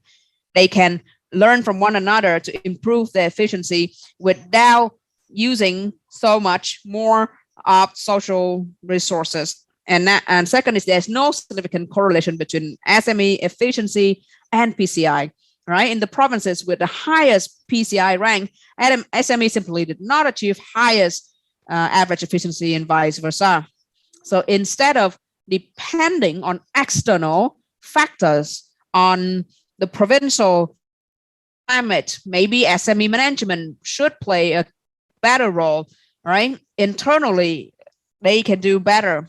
And to accelerate SME sectors, government should prioritize the policy to encourage learning, maybe and sharing between SME. They should learn from one another. They should focus on building their own capabilities, upgrading their competencies, right? Instead of relying on the provincial business climate. So that is the end of my presentation. Thank you very much for your attention. And if you have any question, I'll be more than happy to address them in the panel discussion later. Thank you very much. Thank you, Dr. Lê Minh Hạnh, for your presentation. And next in our program, I would like to invite Mr. Patrick Chemnitz, CEO of Trump, who will share with us about their strategy post-COVID as a German enterprise in Vietnam. Yes, good afternoon to everyone. I hope you can see already my screen. Yes, perfect. Okay. Yeah, so I would like to share with you a little bit about developing and implementing strategies in the post-COVID business environment. And if we talk about post-COVID or COVID time, it means also that we talk a little bit about crisis and about how to handle a crisis and how you can get out of a crisis ahead of your competitors, ahead of other companies, and this in the environment as being a small and medium-sized company. Before I will talk more about that, I will give you a little bit more background about what we are doing, that you have an idea about our mindset as a German company. So what is Trumpf doing? Basically, in a simplified way, we are a machine manufacturer from Germany. So we manufacture kind of machines and laser technology for sheet metal processing. So these machines are used in SME factories and SME companies, mostly in SME, also in big companies like VinFast, for example, but let's say 80% of our customers in Vietnam are SMEs. And thereby my customers or our customers are SMEs. So I have also some perspective into Vietnamese SMEs from the customer perspective. Industries are a wide range of industries, nearly all manufacturing industries you can find in Vietnam, which use metal, sheet metal, can be switchboard cabinets, can be kitchen equipment, heating and ventilation equipment, but also automotive supplier. A bit more about Trumpf. Now we are, as a global company, we are no more a SME. We have a revenue of 3.5 billion and 15,000 employees. However, in Vietnam, of course, we are a SME. In Vietnam, we are much smaller. So basically, I run an SME in Vietnam as well. We have 40 employees. But of course, our experience from the past gave us a lot of ideas how to handle the COVID time as well as the post-COVID time. And of course, we also try to bring a competitive advantage out of changes in business. And of course, we experience a lot of changes in business in the last months or even in the last 1 year. So first, a look back to our company development overall. You can see our development since the 50s, long-term development, and you can see we had a huge dip in 2009 and 10. This is a Lehman crisis, finance crisis, and now you can also see in the 2019-20, we have a small dip only for COVID crisis. So basically, we implemented a lot of measures worldwide to avoid more impact. I will go a little bit more into the details. What does it mean here for us in Vietnam, what we did and what we are doing right now. So lessons learned. We took a lot of lessons learned, which I will introduce to you. As I said, here in Vietnam, we are a SME with 40 employees. I'm based here in Vietnam since around 4 years, and we serve our customers with around 7. Patrick, for some reason, your audio quality is not very consistent. Can you maybe not move so much or stay closer to the microphone so I can catch you better? Thank you very much. Okay. Just let me know. I will talk a little bit louder and don't move. Yes, appreciate that, Patrick. And as I said, we have our customers all around in Vietnam, not only in Ho Chi Minh City or Hanoi, so everywhere where factories are in all provinces. But of course, a lot in Binh Duong, because Binh Duong is very famous for different kind of manufacturing areas. If you are more interested in our products, just to let you know this at this moment, you can see it also in the GU lab. in the technical lab. There are some of our products, so you can come around there and study more about this. As I said, for Trumpf, we are a family business with a long history, and we also are, for a German company, technology leader. We are a global company, and we stand for innovation. So these are 4 pillars I want to use to give you some anchor points about how we behave during COVID and also post-COVID. First of all, as we are a family company, and most SMEs in Vietnam I know so far are also family companies, or at least I would say a huge percentage of the SMEs are family owned and family run, or they belong to owners around one family. So the same for us, and this gives or can give a long-term orientation and stability. Yeah. If you, like Brian introduced at the beginning, if you make your strategy and if you have a clear mission and direction, you also should keep this direction for a certain while. Otherwise, it can happen that you never will reach your target or your destination you want to reach. Second is we focus on our USPs from beginning of our development of technologies. As I said, machine tools and laser technology. Laser technology is one of our key technologies. So we focus on our USPs and develop around this consistently. And we are close to our customers. We focus on our customers, and this is important. I will let you know later a little bit what kind of measures we have to take right now for our customers. And I guess as a SME in post-COVID, you need to listen very well to your customers if you want to do business, because businesses have to live in a little bit more uncertain environment. And so that means decisions to do more business are maybe a little bit harder to convince for. So you have to listen very well. What are the needs customer have, your customer, and this is also what we do. And then important, if you, let's say in a technology business where innovations are important, but I think innovations are important for every business model. Innovations usually means you need to have a certain investment. Can be money, can be time, can be human capital. Stability in investments in innovations are quite important. And at the same time, also should think about counter-cyclical investments. I see now that many companies create competitive advantages and can remain competitive because they invest counter-cyclical, means in the crisis or right after the crisis. It's quite positive what I see for the Vietnamese SME at the moment, that they are, don't think too long anymore about the lockdown. So they think about the future. This is what we do as well.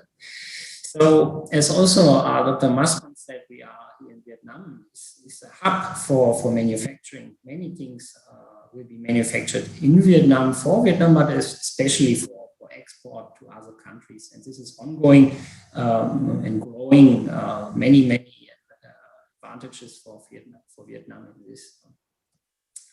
So how to use the post-COVID time to remain competitive?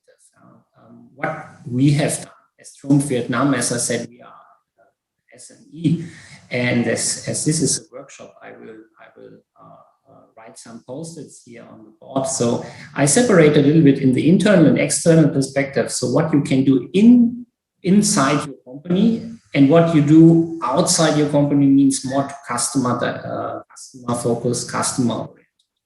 So beginning on the left side with internal measures. The most important for me are the people. Keeping the human capital like this. So means now we are in post-COVID time. We also need to think that many employees still maybe have some concern to go out. They have kids which are not yet vaccinated. So they prefer maybe the working model, work from home, like before. So we need to find a hybrid working model because we want to give our employees flexibility and safety.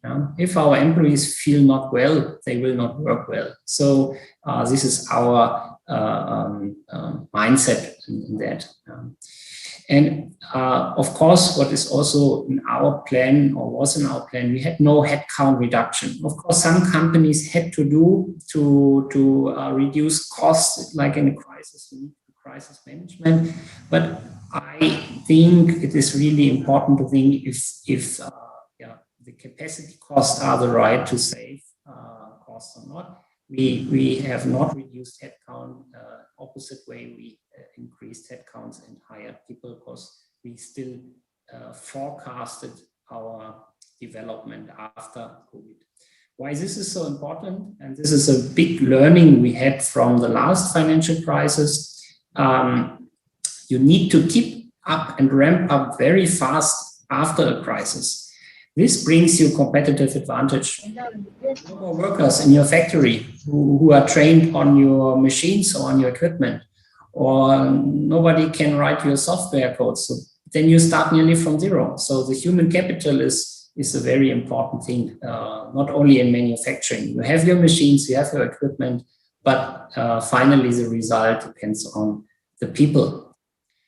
What we also have done, and this basically you also need to do already before, we digitized our processes. Means I say we are 99% ready for mobile work, let's say 99%. Of course, some work has to be done by paper or on site, but we are now, let's say, not only now, during COVID, it worked quite well. Our business could go on because we have all people, all our staff have from beginning mobile workstations.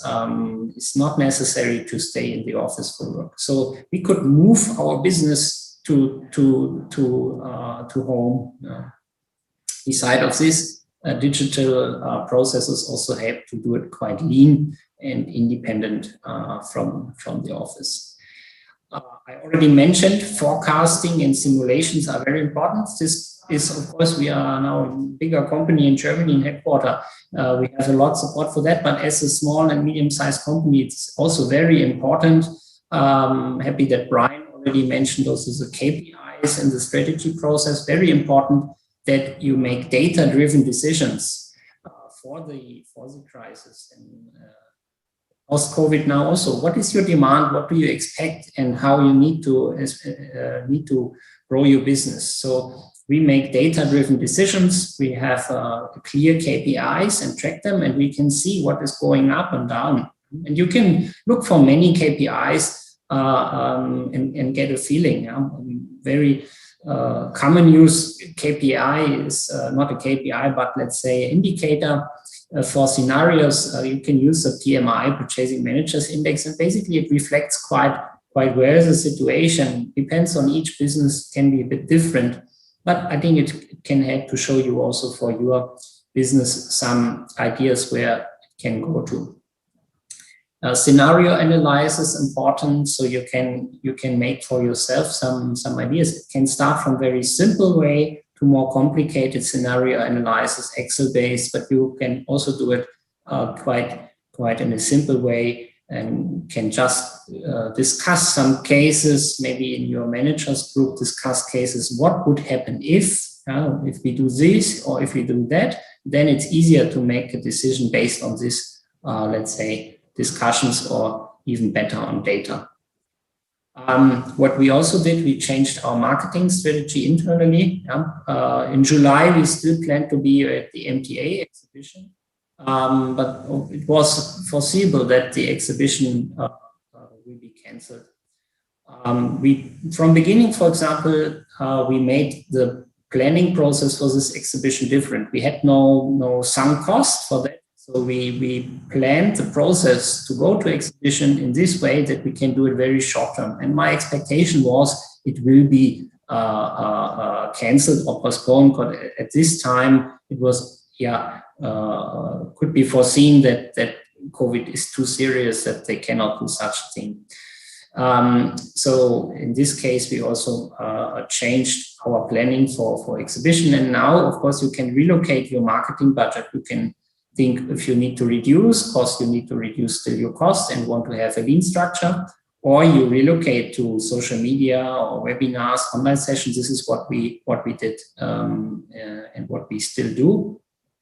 Because on-site events are not possible, not allowed, or will be at the beginning also not successful because people doesn't want to gather in too huge groups at the moment. And by saying this, social media, webinars, online session, we will also see why we think that this is important. For example, why we also have now this online workshop. On external side, what we did, we launched new products. This you cannot do immediately. For some businesses you can do, for our business usually not, but means we develop already earlier some products. But we decided to launch this product exactly right after COVID. So we launched these products during October. And these products are very suitable for the Vietnamese market. They are positioned in a new market segment for us. So we decided to launch our products for especially smaller companies with lower investment capability. Means we have a leaner machine from investment budget. This helps after COVID, because as I said, my experience right now is that people are a little bit more careful to make decisions under uncertainty. We have remote service support for our customers, important. Still some factories can receive experts, can receive service engineers, but they don't want, because they maybe don't want to risk to get COVID cases to the factory. So in this case, we can offer service by internet. We connect remotely and can use work online with them. And we also invested in smart glasses, so we can use also new technology that operators on site can use a smart glass, and we can teach them how to solve an issue on a machine, for example. Marketplace, be at the right marketplace where you can find the new customer, or where you can find your customers who are ready to do business. Because you need to find after COVID customers who want to do business now. And I see, of course, they are more online, even for our, let's say, traditional industry. Machinery is very traditional. Usually it's a higher investment good. You want to see it, you want to do demos and so on, but people are more online. And of course, for us, it is in Vietnamese language. We have foreign companies here in Vietnam investing in our technology, but of course, most are Vietnamese companies. So we have to do it in Vietnamese language to reach them. Important is reach your customer, look around where they are. My hint would be they are more online now. Everybody is more online and looks for advices online. Then final point for the external, final point on this slide, but important, financing solution. Review what you can do with your customers, not only to treat them as customer, be their partner, and look into what is their pain point. And at the moment, I think for many companies, they really like to get some support on the financing solutions, looking into the payment term, what you can do that your company is stable, but also help your customers. Then it is easier to attract more opportunities right now after COVID. And so far, I think we can see nearly like a V shape. We have seen in other countries a V shape. COVID crisis made a drop, and it after COVID was over and the economical situation allows to grow again, so there are not so many restrictions or any other things, then the demand increased substantially. Of course, investments were postponed in the last months, but the demand for Vietnamese manufacturing still growing. Why still growing? Some other things also to share. workshops. So what else we can see at factories of SMEs in Vietnam? These are things which are more from our customer side, which I also want to share a little bit with you. So like a good practice I can see. I see, and we motivate and we help from our side attract business from overseas. This is then, of course, in English. So one important thing is having as a SME international business experience if you want to do international business. But if you are a manufacturer, I think you want to manufacture for export, at least to a certain extent. So you need to have international capabilities, fluent English-speaking staff to contact other or to talk with the purchasing department of huge, maybe US-based companies or others. And there is still a lot of investment coming from foreign companies, not only investing in a factory here, but looking for suppliers. We could give, during COVID, a lot of contacts to our customers. They could work on projects because we get contacted if we know someone who can do good quality of sheet metal parts, and then we can introduce it to our customer. And they could work during COVID time, and now after COVID, they are ready and can manufacture for companies from US, for example, but from all over the world. Germany as well, China, Singapore, from everywhere.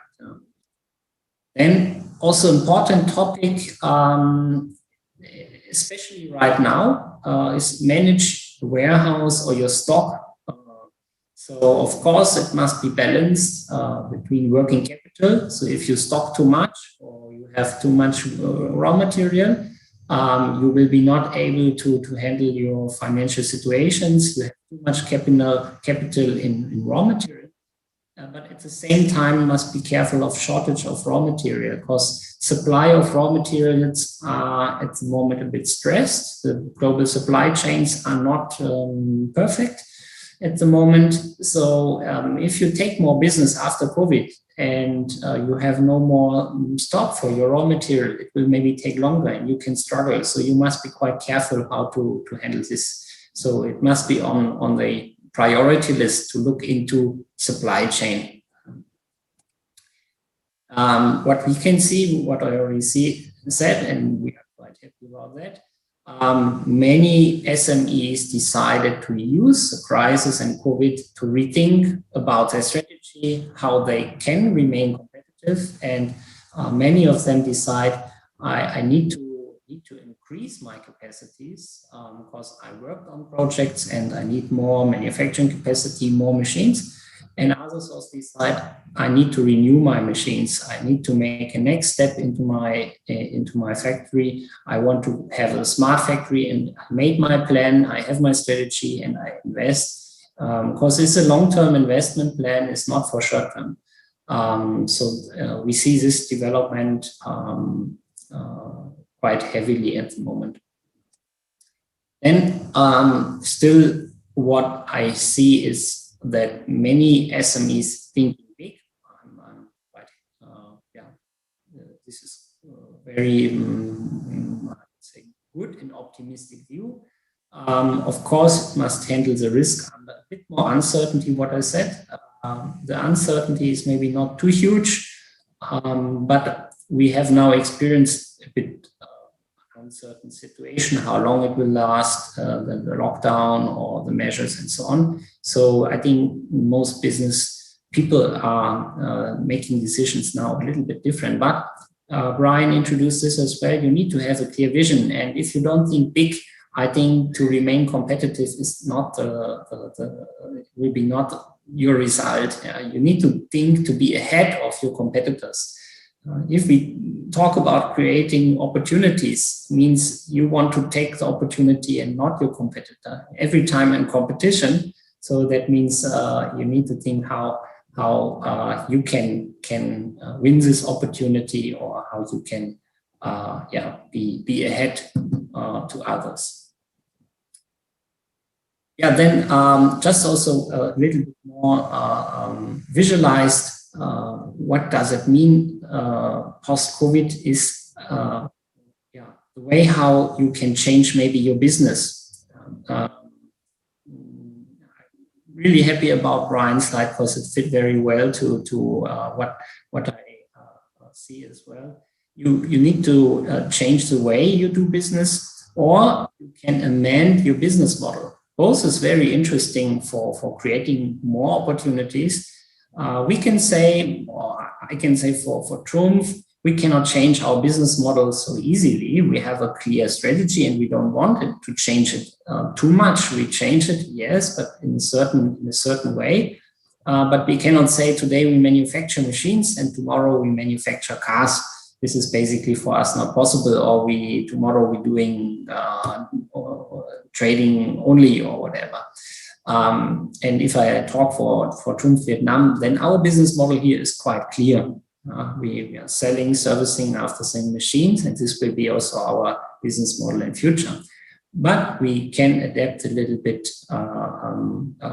the way how we do business. And as I said, people are more online. We see this for our social media strategy. We based mostly on LinkedIn. It was not so famous in Vietnam when we started around 2 years ago. Now I see LinkedIn is in Vietnam used quite in a professional way.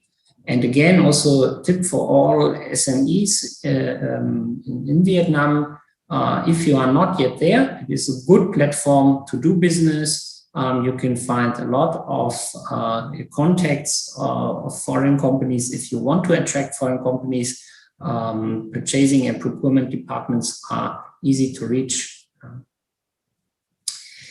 And of course, for us, we change the business to more virtual exhibitions, virtual showrooms, online live demos, and so on, still to serve our customers in the way they need to experience machines. So this as a final example from my side, how it changed the situation. And I also want to close this presentation with this picture. Means be competitive, remain competitive. This also means you need to be ahead, as already said. Create the wind in your sails. If you want to get the opportunity, you need to create it for yourself. It will not lay in front of your door. You need to think about how to find and how to take this opportunity and how you need to prepare for that. So thanks for your listening and attention. Thank you for inviting me today to present, and looking forward for more discussion later.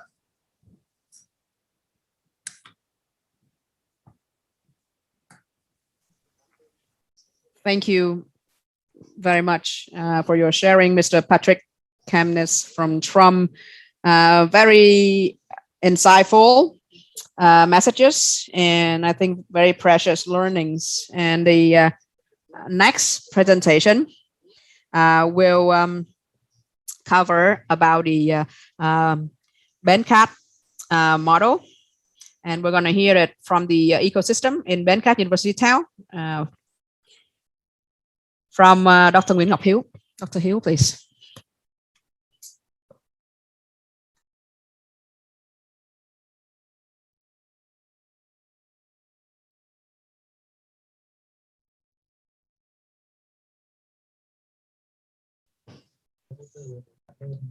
Thank you to the host, Mr. Thao. Thank you to the organizers for giving me this opportunity today to share with you about a research project that us at the team of Sustainable Urban Development at VGU, lecturers and students of VGU have worked on. So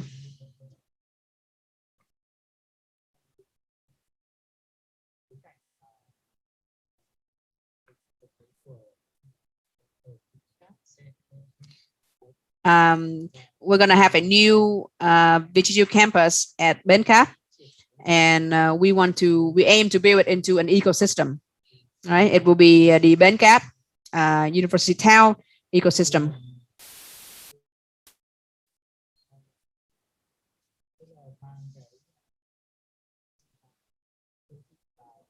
We want to bring in the urban live urban ecosystem into the campus in Bến Cát.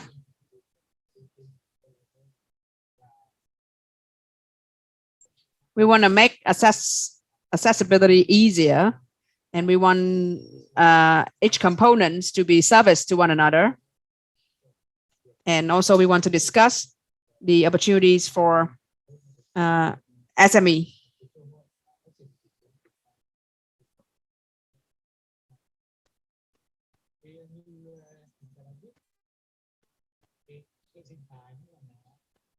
So as we all know, when we talk about university, when we talk about an ecosystem, right, it's putting, bringing together elements and components where they can live together and be interrelated, and be of be interacting and be of service to one another. And for the university who were established and who thrive in an ecosystem, it carries, you know, and it establish and facilitate for an environment where all elements, all members can thrive together. So VGU alone is already an ecosystem, which connect to other ecosystems in academia in Vietnam, right? In another university in Vietnam, in the region, within the industry of each of the faculty that we offer, major we offer. And when you look at the campus of VGU, their diversity, right, of different elements, different entities, individuals and groups interacting. So that's alone, there's smaller ecosystems within a big ecosystem. So how do we make these ecosystems become correlated, right? And we want to look at the municipality kind of ecosystem and a university kind of ecosystem, and bring it. We want to build sort of a city, a municipal inside university. How do we build that very organic and effective overlapping and coexistence? So we already know that VGU has built an ecosystem for innovation, right? And collaboration and partnership between other VGU and other university and other stakeholders in the regions.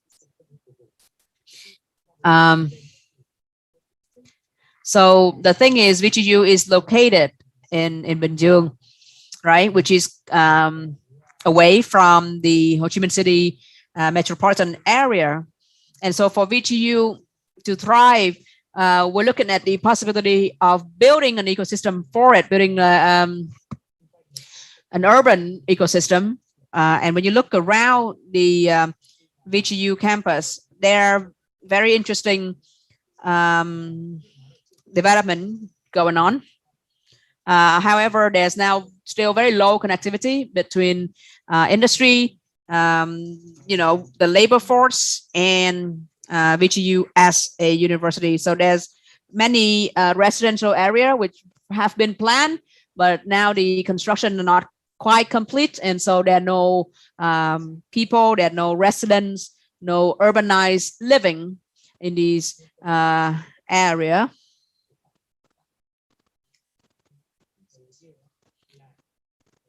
So there are now demands, there are now obviously the needs to develop, right? Both the urban, both in urban development and developing the ecosystem for the university itself within this new campus.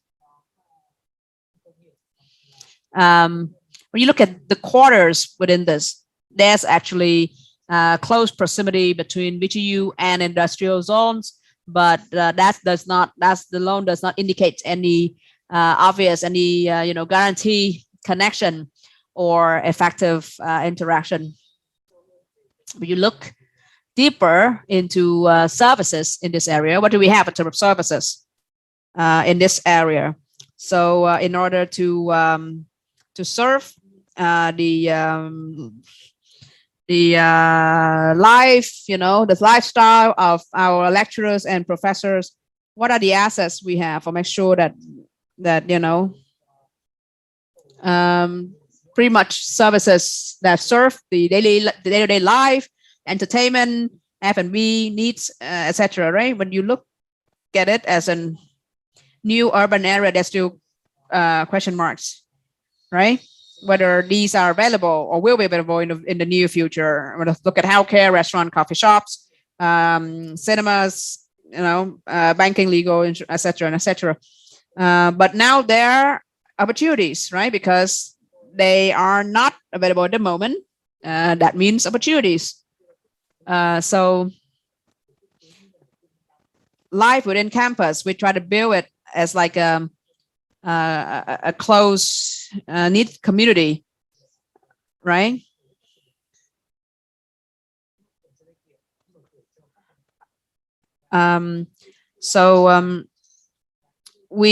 It's a campus with access, but then it's still open and flexible for its own people, right? And within that, we build facilities and amenities for the citizens, right? For the members. So what we're looking for is to bring life from the outside in to the campus, right? And also to help integrate this campus as a component, as just a part of the municipal ecosystem. We want to make life more interesting, make time spent on the campus more lively and exciting for lecturers and students. So to bring in public spaces or urban lifestyle into the university, there's a lot of ideas, a lot of methods for us to do that, and this will, I hope, inspire businesses, will spark ideas for investors to come collaborate with us to bring in more of an urban life into this campus to truly have an ecosystem. So when you look at convenient accessibility, right now, I don't think the accessibility is ideal yet. So you need to take either public transport or a personal vehicle to go places, or go from places around surrounding places to VGU campus. So accessibility, right now is not quite ideal. Going from VGU campus to let's say New City in Binh Duong, or to the convenient places, to the amenities around that. So we need to, there's a question of accessibility there. This is for external destination, but what about internally in VGU campus? We want to make sure that these accessibilities will be most convenient to facilitate the teaching and studying environment.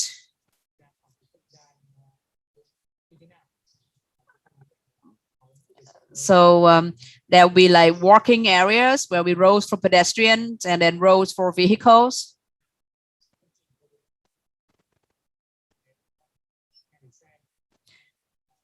I'm sorry, give me a minute. There's some background noise from the speaker that's quite distracting for me.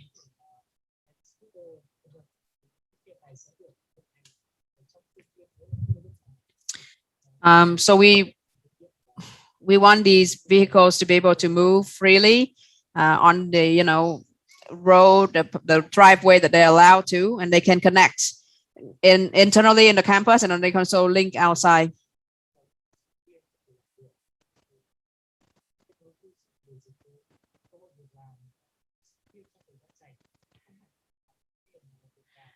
We also want to help students connect to part-time job opportunities, not just to make some extra bucks money, but then internship opportunities. We're going to have thousands of students, right? And these are the gray matter. These are quality labor, even though part-time or temps or intern that we can supply to the industry, to the businesses nearby. So these will be very good opportunities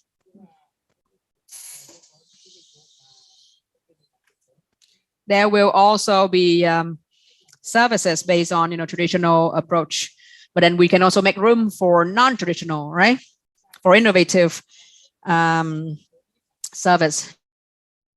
Agent location, right? There might be a new way to approach, new way to access to them, and we can bring in a new way of having an ecosystem, right? And we can bring in innovative companies. They can have maybe startup center and bringing their work onto our campus. And so that's the long-term vision we're looking at, right? We're going to have 10,000, 20,000 students, young, innovative, agile people who can truly be the new citizens, the new residents of this ecosystem we're building.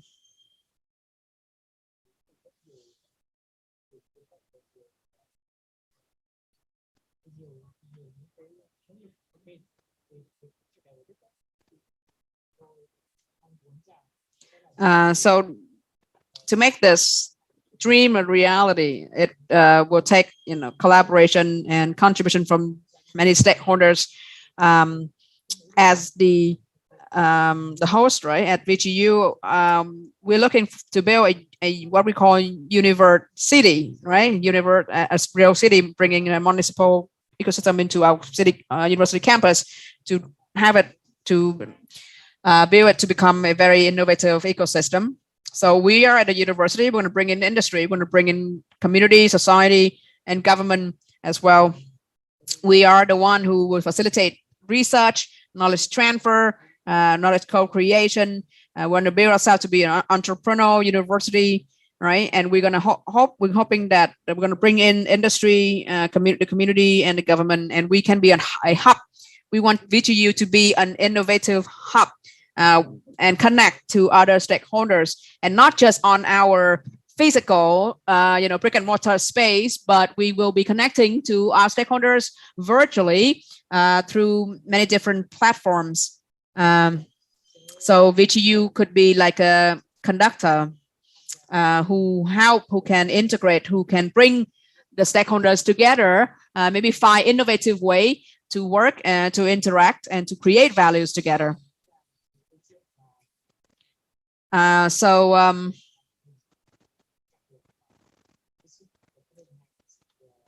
We cannot do that alone. We're going to need collaboration. We're going to need partnership. And we hope that our stakeholders will see these opportunities. Will recognize this opportunity together to come to work together with us. We want to aim at having better assets, better services. How do we make the best of our available resources, right? Even on site or digitally or online. And how do we facilitate decision making, idea sharing, and we're gonna help facilitate also decision making, right? In order for them to invest, to start running a business in our ecosystem.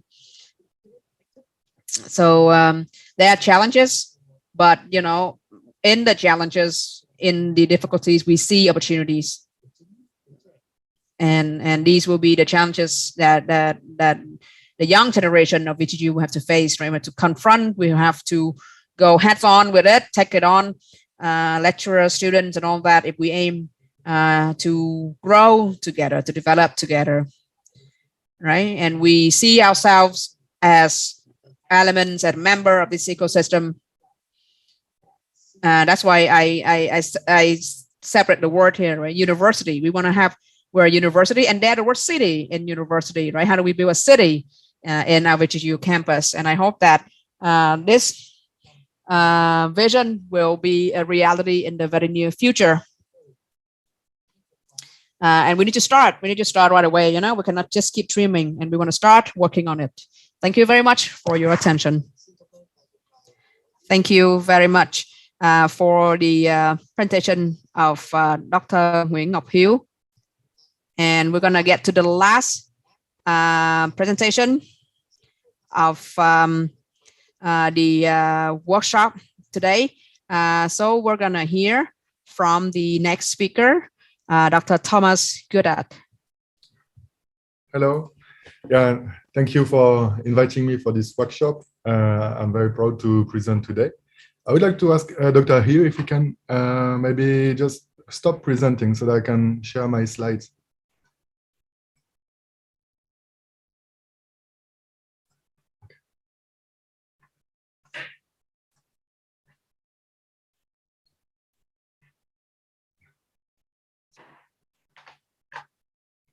All right. Good. Can you see my screen? Yes.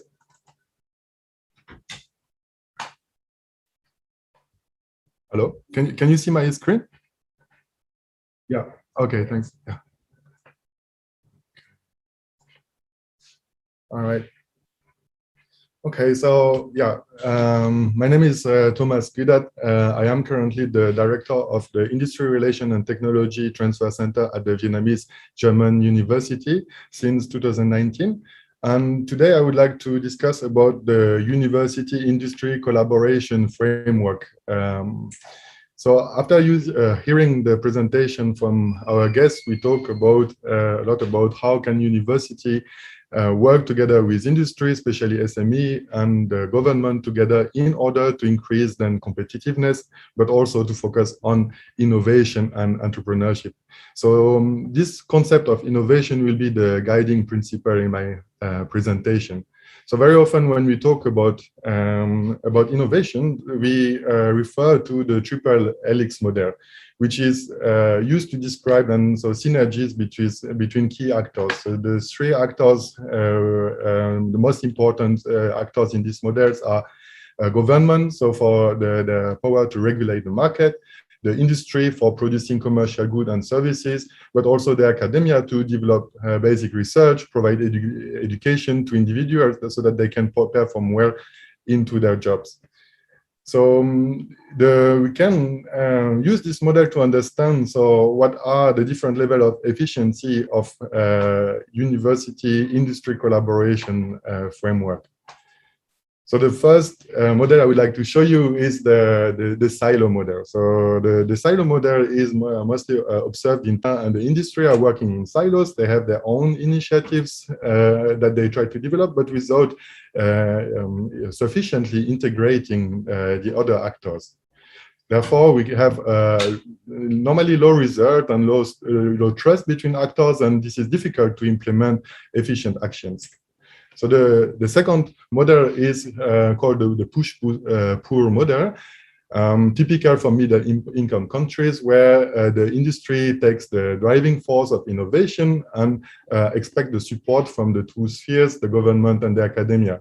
So very often this push is, I would say, adapted to the market needs of the company, but what is lacking here is the overall vision into how to prepare actually for the coming years, for the next year and the long term of this innovation system.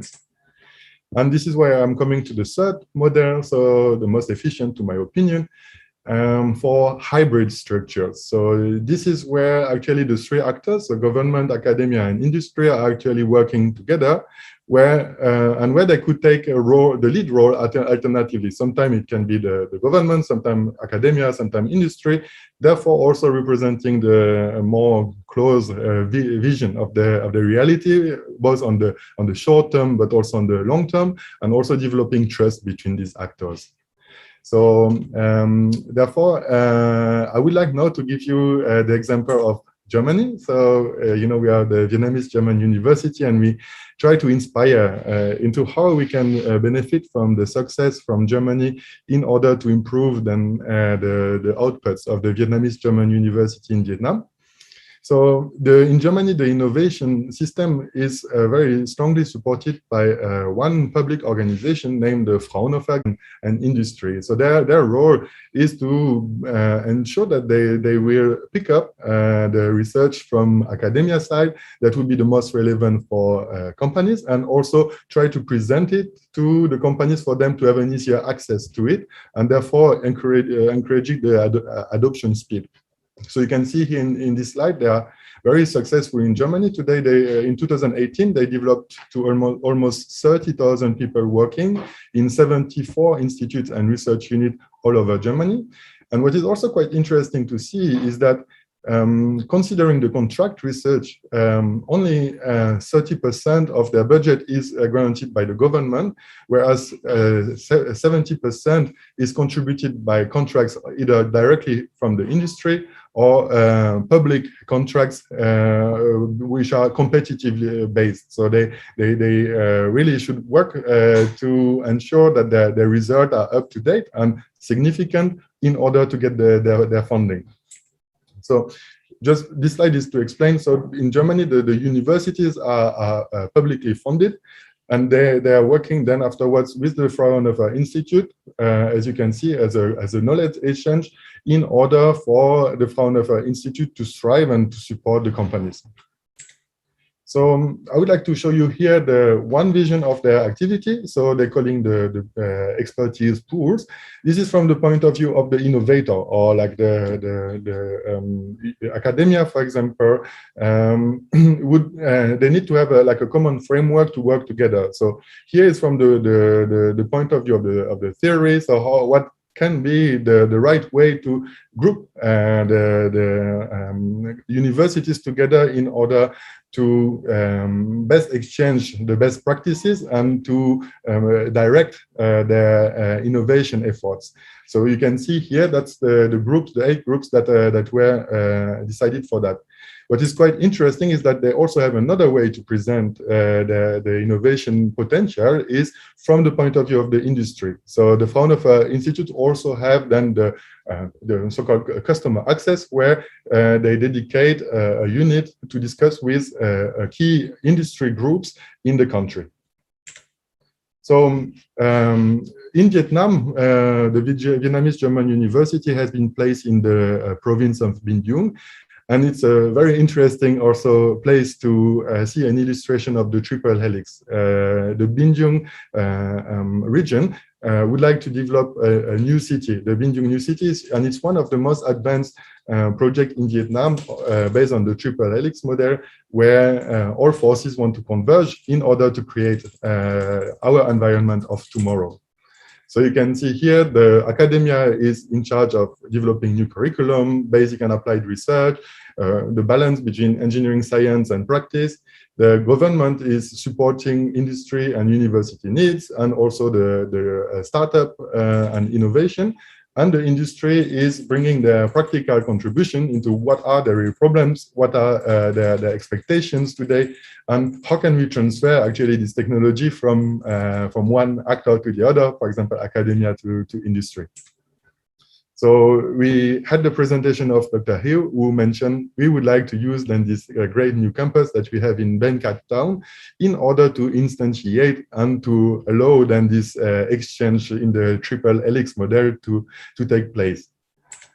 So for this, the center which I am leading is playing a key role, because our aim is actually to communicate with the industry partners and trying to translate the expectations between industry and academia for the benefit of both. We try to translate the work of our colleagues, lecturers, for companies to best access, and also to see this as to see us as a partner for their development. Our vision is to become a leading platform for entrepreneurship and innovation in the fields of activity of VGU, which are in engineering, information technology, and management. So here you can see like a snapshot of the actors who are in close contact with VGU. So you can see that we are supported by institutions in these three domains: public sector, academia, and industry. We are supported for the public sector by the German and the Vietnamese state. We are working in the academia very closely with the best Vietnamese and German universities, also working with specialized institutions, for example, in the fields of innovation and entrepreneurship. And we, on the other hand, already have a very strong partnership with industry through the Business Association in Vietnam, for example, VCCI, the German Business Association, or the American Business Association. We are working with technology providers who are interested to work with us to share their technology with our students. That will be in turn then the employees in the Vietnamese market, and we can share with also with companies. And so with innovation sponsors who are interested to work with us in order to develop their own competitiveness and for us to have a specific solution for their industry. So here I would like to give a snapshot of the categories of projects that we are doing into the Industry Relation and Technology Transfer Center. So the first category is strategic development. So we are doing memorandum of understanding, contract. We are working with companies to help them shape or give feedback to our study program. We do advocacy and co-branding activities in order to have the voice of VGU heard, but also work into internal capacity in order to improve our services. The second category is about sponsorship. So here we are trying to get partners to help us achieve our goals in education by either sponsoring our campus, sponsoring our events, also possibly sponsoring through their knowledge or their technology to make it available for students on campus. Also to support students to get a scholarship paid by industry, which is very interesting. So to get poor students, also poorer students, the possibility to study at VGU. And we would like to advise students and give them the best information for their career. So generally, these services are not commercial services. We are 100% are shared with the organization, and therefore here the aim is to support our own activity. The second cluster is innovation and entrepreneurship. Here we would like to be an actor of choice to support startup, but also SME to develop their activities through support, funding, maybe partnership, and also support in how they can manage their intellectual property, IP. And finally, last but not least, we also like to develop commercial services so that our colleagues at VGU can be seen as a partner by companies and to facilitate the transactional relationship between academia and industry. So for example, we have many laboratories at VGU, very high-end machine. So we offer the possibility to companies to use these machines at their pace, or to research with this machine, or to share the capacity with us. We also would like to offer training to industry and technology transfer opportunities for a better access to technology for Vietnamese SME.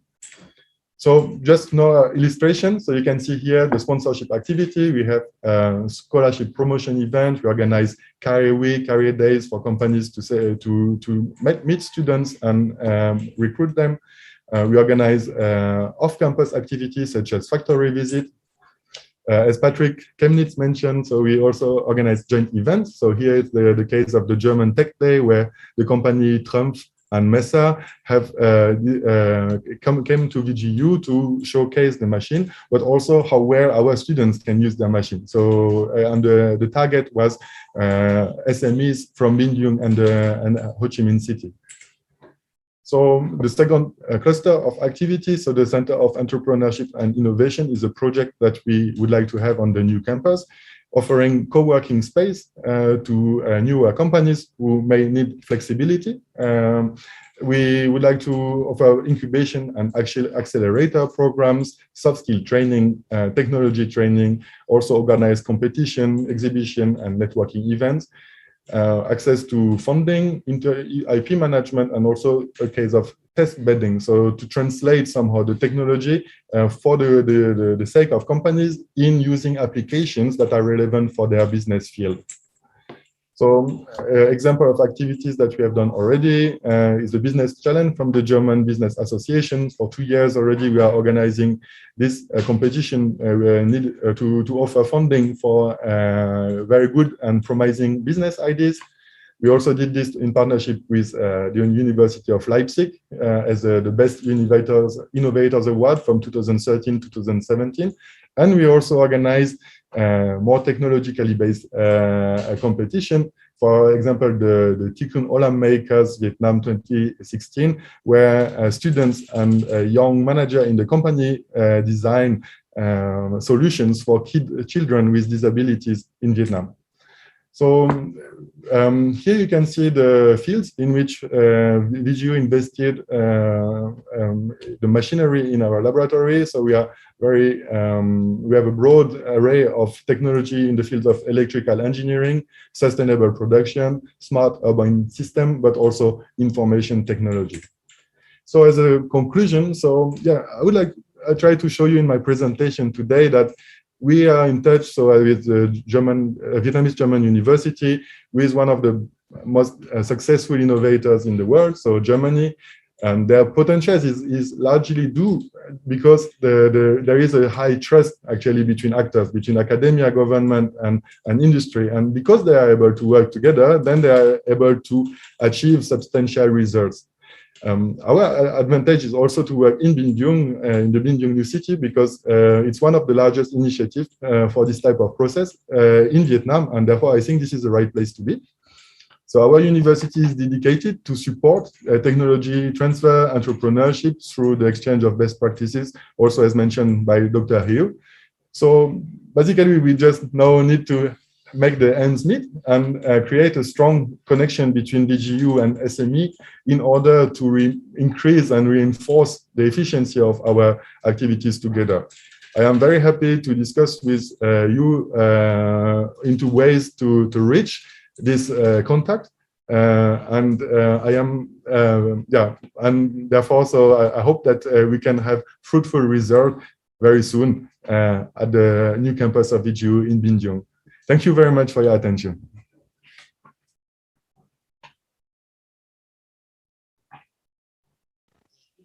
Thank you, Dr. Thomas Kierat, for your presentation. So we have listened to all of the presentations, and now we're going to enter the panel discussion where you can interact and hear more from the speakers. Joining us in this panel discussion, first of all, our moderator will be VGU Vice President, Dr. Hà Thúc Viên. We're going to have Dr. Lê Viết Thái, Vice President of the Vietnamese German Friendship Association, Dr. Oliver Massman, the international law consultant, and we're going to welcome back Mr. Patrick Kenneth from Trump as well. So you can now send your question through the chat box, or you can raise your question by unmuting yourself. Thank you to our delegates, and good afternoon to the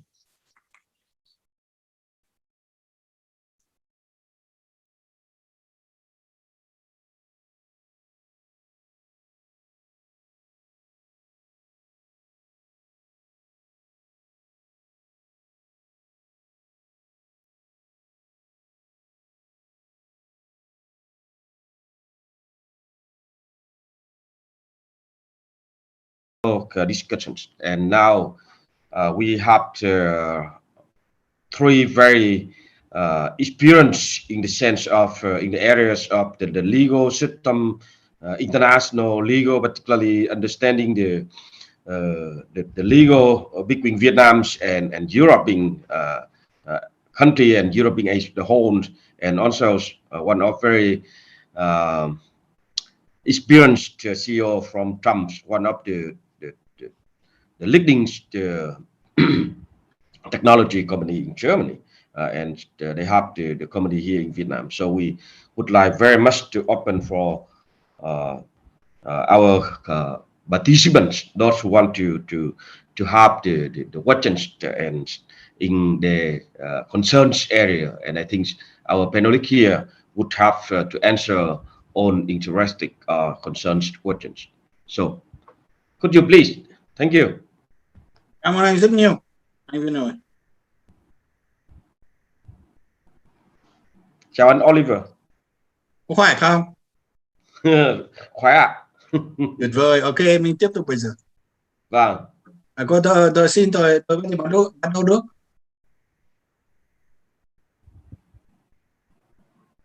Tôi bắt đầu, em cho anh cho tôi phép bắt đầu. Vâng, bắt đầu. Yes. Okay, thank you. I'm starting. Thank you very much. We start right now. Yeah. Okay, Great. Okay. Yo. Oh my God. Auch in Deutsch. Klasse. Wahnsinn. Okay, we are really, really international here. So let me start with one point here to give you an overview of how important SMEs in Vietnam are. In which sectors do small and medium-sized enterprises operate? Local and foreign invested SMEs account for around 96.7% of total enterprises in Vietnam as of September 2020. That's a fact. So SMEs are vital for Vietnam. Most SMEs operate in the commerce, service, and industrial sector, especially in traditional handicraft, exploiting or producing raw products such as mineral, seafood, forest products, processing and assembly, manufacturing high-tech products. I'm practicing in Vietnam since the 90s, so over 20 years. I've seen a change of mindset in the Vietnamese government from away from the state-owned sector into the private sector. And this is a good time, thus, for the state, for the small and medium-sized enterprise, because it is absolutely key to promote for the Vietnamese government, the private sector and the SMEs. You see how important that is. In recent years, the trend of developing innovative business models in the form of startups, for example, which is a very, very vivid field in Vietnam, which are considered as SMEs in Vietnam, has been growing, especially in areas such as construction, processing, manufacturing, automotive industry, air transport, financing, banking. Currently, there are more than 3,000 active innovative startups. Most of them are invested by startups funds from the US and Singapore. So I want to start the panel discussion with that point. And please, ladies and please, gentlemen, we have only gentlemen here, continue. Thank you. So, vielen Dank. I would like to ask the participants, Dr. Tung, who is right now chairman of the Ho Chi Minh City's Vietnamese-German Friendship Association.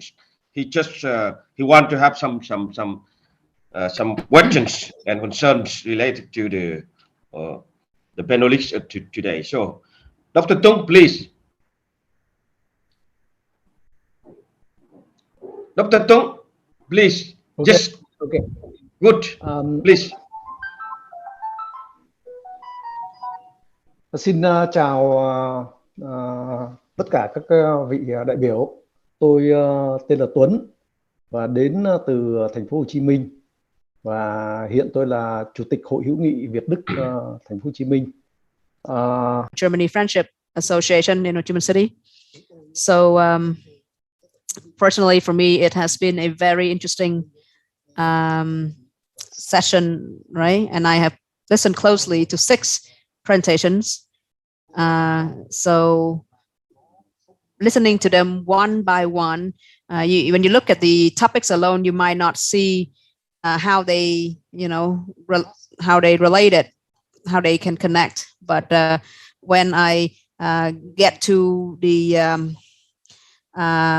presentation of Dr. Thomas Goodat, I can put the pieces of the puzzle together, right? But you look at the triple helix, right? You look at VTU as an example of academia and how they plays a role in the whole ecosystem.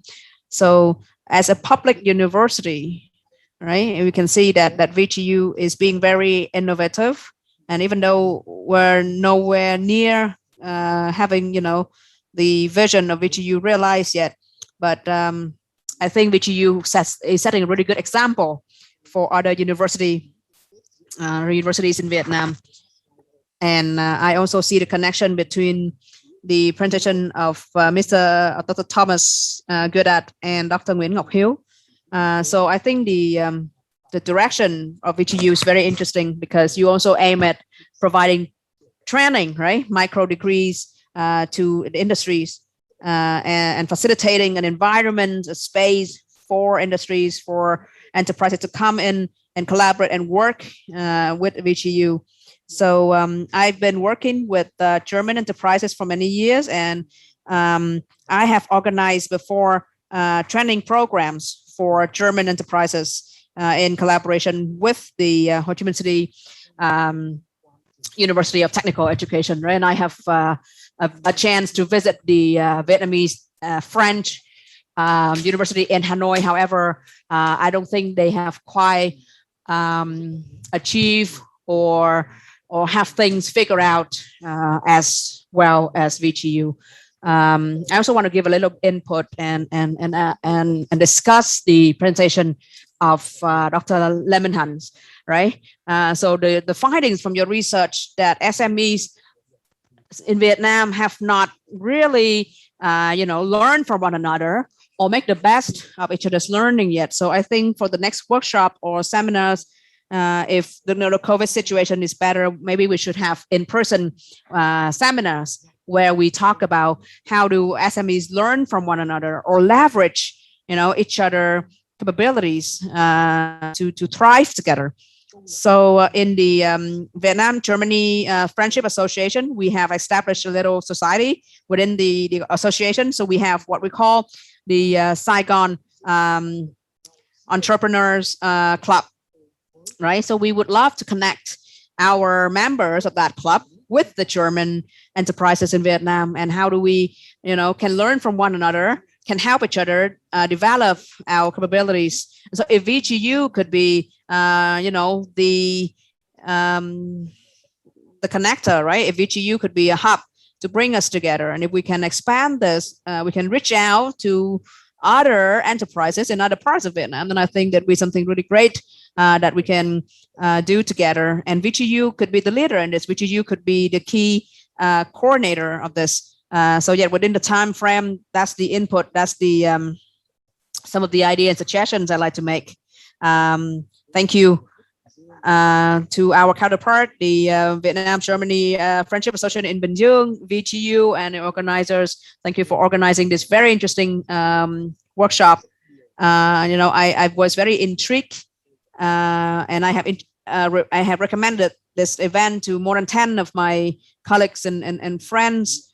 And so we have also a representative from the Vietnamese-German SME Association, right?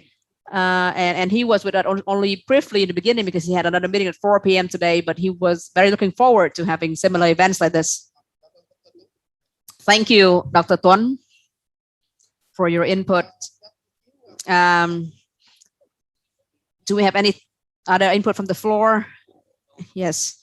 Allow me to say a few words. Yes, Mr. Thai, please.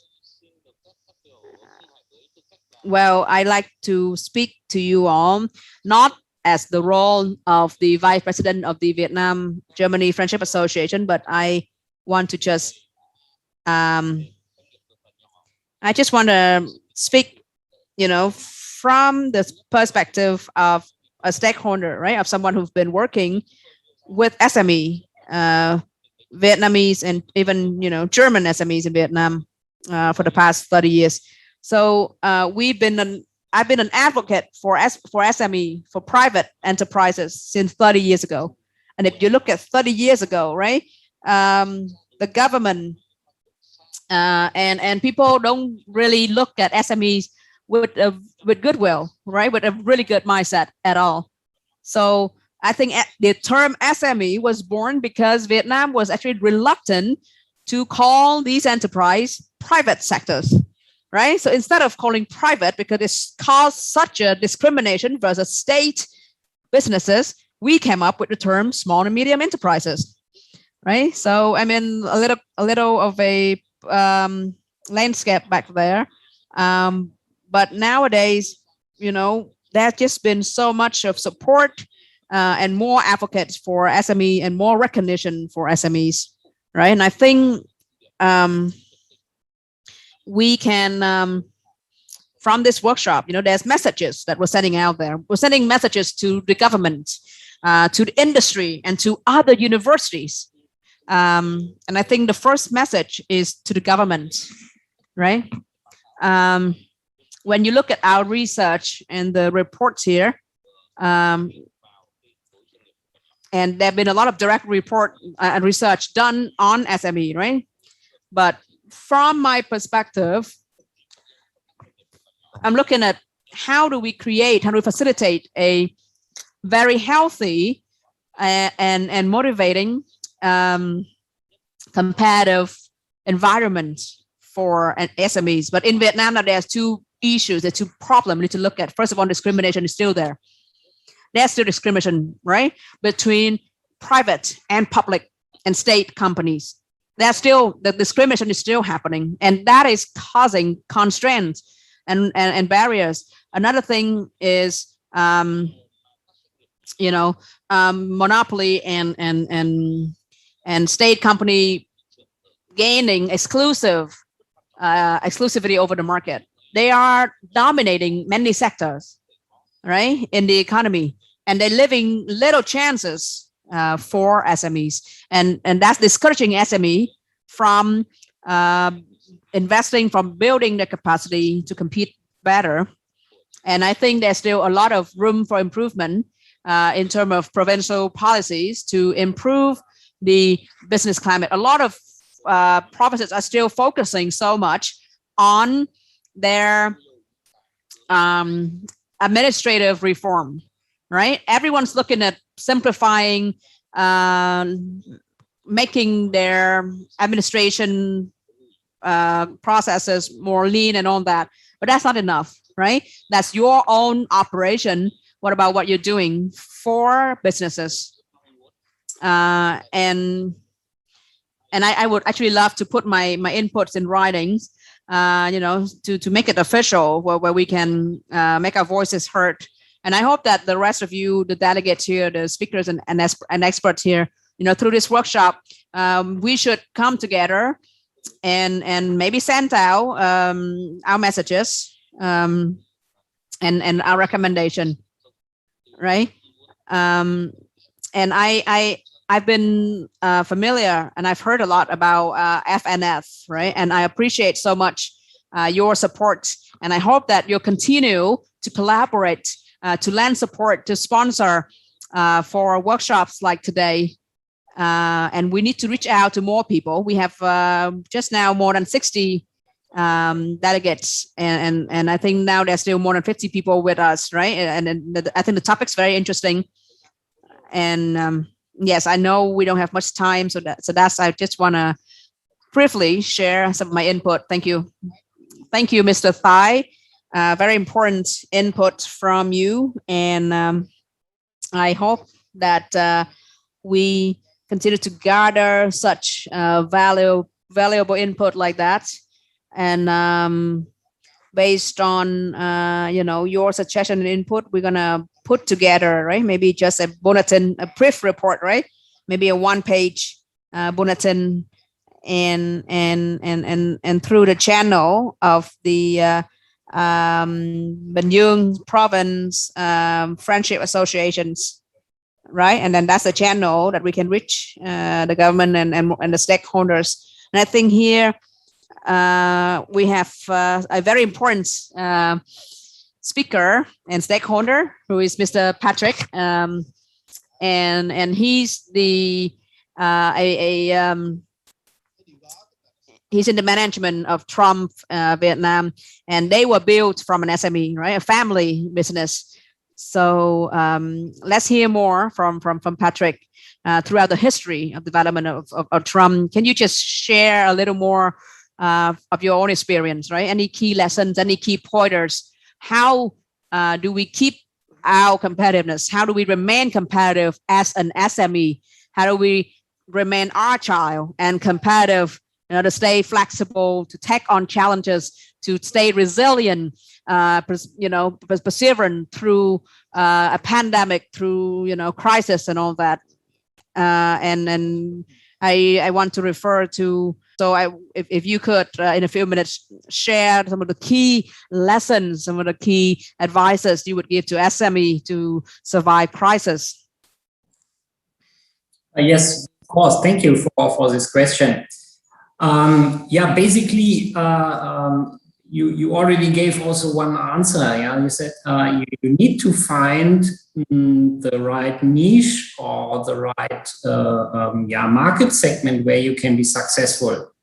Yeah, as a business, you need to survive. Yeah, a big company or small company, but smaller company, of course, is more risky maybe to go through a crisis. Of course, the business is smaller and you have not so much financial background, maybe like a huge stock listed company. So I think important is that you go through such a strategic planning process like Brian O'Reilly has shown.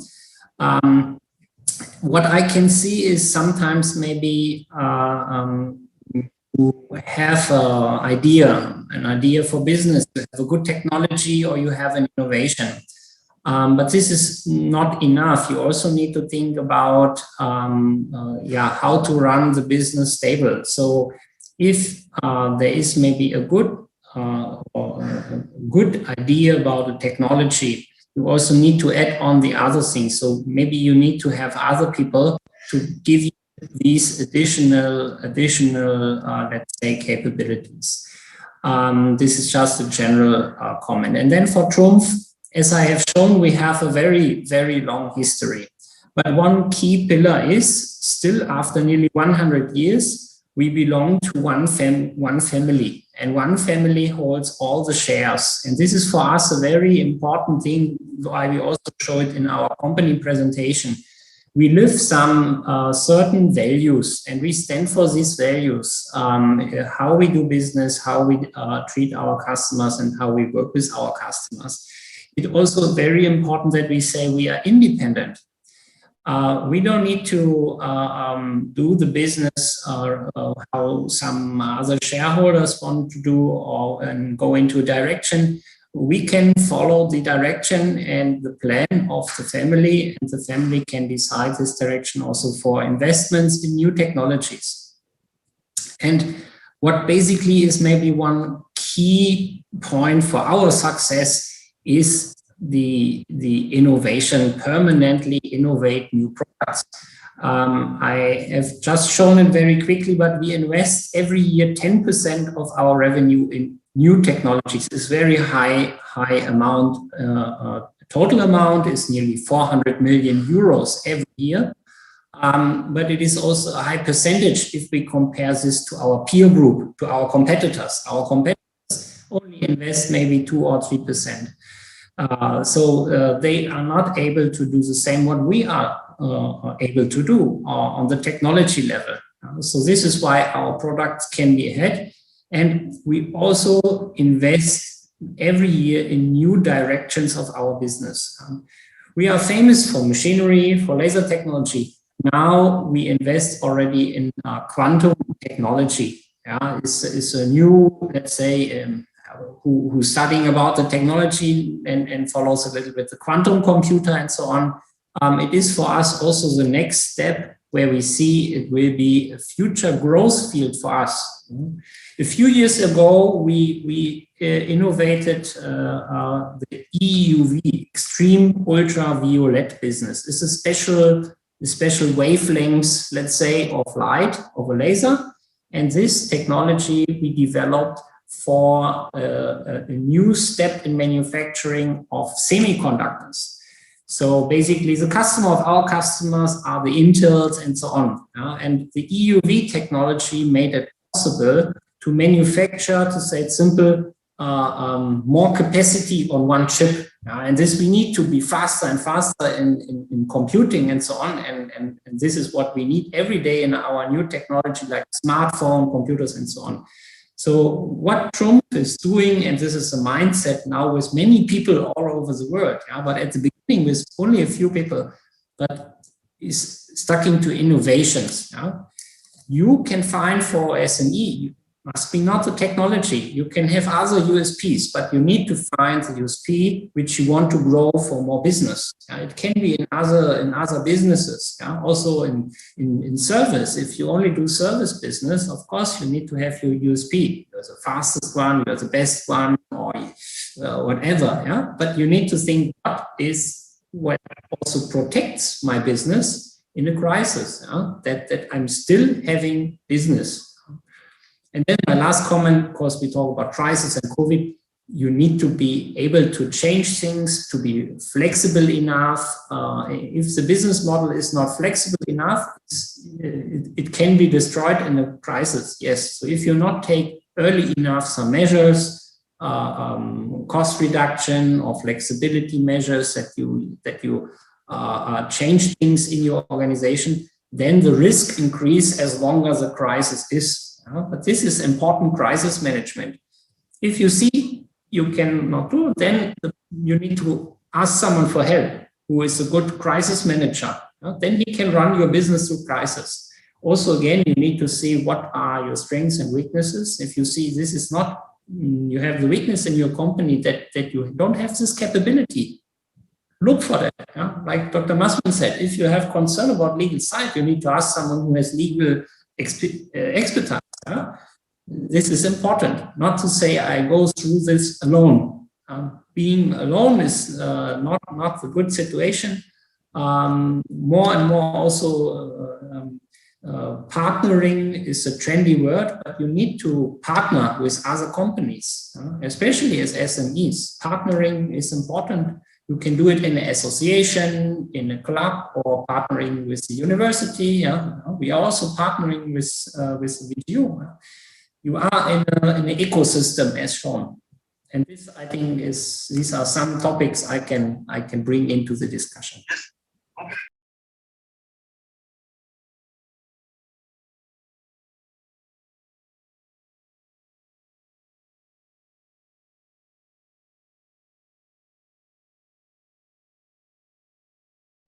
So what kind of the advantages and disadvantages that the Vietnamese SME will benefit, but also will confront with the EFTA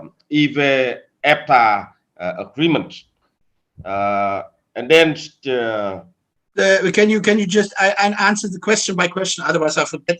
Okay, good. Okay. So first time, let me tell you. That the Vietnamese were very, very smart. They opened basically the economy. Sorry that I'm so old. I'm 55 now, but I have lived in Vietnam 30 years. So they opened the economy when Bill Clinton basically came in and said, let us lift the trade embargo in 1993. Vietnam was one of the poorest countries.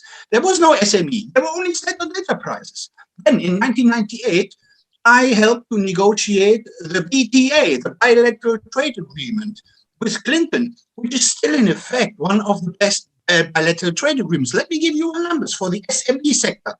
So listen carefully. For the SME sector, in October 2001, both parties, the Vietnamese party and the American party, finished the negotiation of the bilateral trade agreement. That was the first free trade agreement after the American-Vietnam War. They finalized it. In October 2001, the two-way trade between Vietnam and America was at $238 million. 3 years, now we move onwards. 3 years implementation and basically application of the bilateral trade agreement, brought Vietnam in November 2004 to a trade volume with the US of 8.5 billion. The Vietnamese, and there's one person I want to mention here. I don't get commission if I mention this person, but I want to mention this person. The Vietnamese Communist Party has a nickname for him. They call him Cái Nào, the brain. His name is Trang Quoc Khanh. He's the chief negotiator of all free trade agreements in the last 30 years. And he negotiated the BTA, and he negotiated WTO accession in 2007, and he negotiated the FTA, and he negotiated when I helped under Barack Obama the TPP. So what I want to say is that the Vietnamese mindset was very much focused on international integration as fast as possible after the war, after the fall of Saigon. Look at that. I mean, look at the numbers now. Vietnam is a middle-sized economy according to World Bank standards. That what they have achieved 30 years ago, they were one of the poorest countries on this planet. This is super achievement. And this is carried 90% now by a new movement. And that is a new development. That was not always the case, but the Vietnamese government is moving in supporting the private sector SMEs. That's the key. And so this is a part of the success miracle of Vietnam. Now, let me give you one other number, please. It's unbelievable. I talk now about the renewable energy sector, solar power. 4 years ago, there was not one solar power plant in development in operation, zero. As we speak from today, we have 17 gigawatt solar in operation. That means more than 3 nuclear power plants.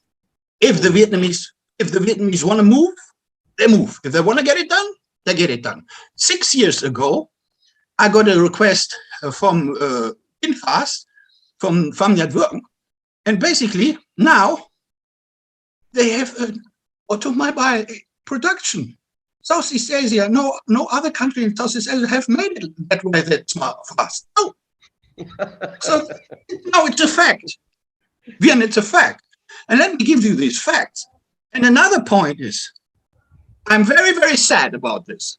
I'm very sad about the panel. You know why? Because we have no women here.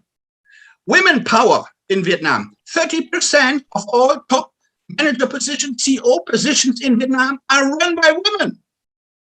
Women in Vietnam carry the economy on their shoulders. And of course we men too, but this is very special in Vietnam, women power. It's a fact, 30% of all top management positions and CEO positions really run by women. The country is a very women-friendly country. And this is a portion of the recipe for success of the country. And you see, 30% of all the medium-sized enterprise are run by women. And this is by the top women. So this is super, you know? And so let's remember what made Vietnam strong. Mindset, international integration, and women power and liberalization. Thank you. Okay, thank you very much for very interesting opinions that our panelists raised during very short sections. So I would like to have some summary finalists after our SME workshop, the opportunities and challenges. So through the 6 presentations and 3 discussions and the discussion from panelists, I saw that we cover quite the wide range issue related to ME developments and the role of university in innovations and promotes the ME developments, from very strategic planning to the legal access and also international price. That is also very important for SMEs, and how the SME can flexible to to adapt, to confront with the external instabilities. And then there are also how to link the university with industry, particularly with SMEs, but also from the SMEs back to the university. So it seems to be the very organic relationship between the university and SMEs. If we look at the first glance, people may say that there are no links, but actually after 6 presentations, we can see how excellent and organically links between the university and SMEs. So I think the further topics, more detailed, more practical, we will hope to be organized and to discuss in the future. And I would love to keep very close contact with our participants, our speaker today, and your excellent contributions to make the workshop become successful. And from finally, I found a very general in conclusions for the long-term developments of SMEs. When you are small, you should stronger than the bigger, and you have to be smart and flexible. The third is about the excellent institutions, because if SME try to do their best, but if the institutional environment is not open to them, so that would be the big contrast to them.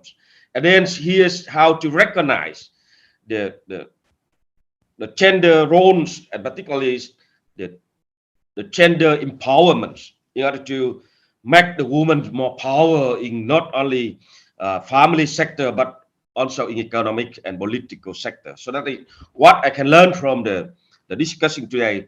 And as the connect boys at the Binh Duong, the Vietnamese-German University, the Vietnamese-German Friendship Associations, we would very much to be the contact point for connecting the Germans, Vietnamese company, and Germans, Vietnamese research institutions, and even the politicians who can get together in order to support for development, not only the SME in Vietnam, not only the university in Vietnam, but also will build up very close connect to Germany, because you know that's the relationship, the good relationship we have, the better developments we will get in the future. And again, I would like to thank so much for the support from Professor Andre Stoffer, who very strong and encouraged the collaborations between the university with his his foundations, but also how to make use the resource from his foundations to link the SME and other research and economic developments all together. And I would like to thank so much for Binh Duong's People Committee, Ministry of Education Training, and particularly the Binh Duong's Departments of Science and Technology, Binh Duong Department of Foreign Affairs, and Binh Duong's Friendship Associations, and all the presenter today who already take your time to prepare very interesting and very valuable presentations and deliver very useful knowledge and experience from your own practice. That is what we can learn. So finally, on behalf of organizer, I also would like to thank so much for own staff who already make every effort in order to organize the very meaningful workshop, even in the very hard contact. So last but not least, I wish you are all the best. I wish your families together with you stay safe and healthy. So bye bye.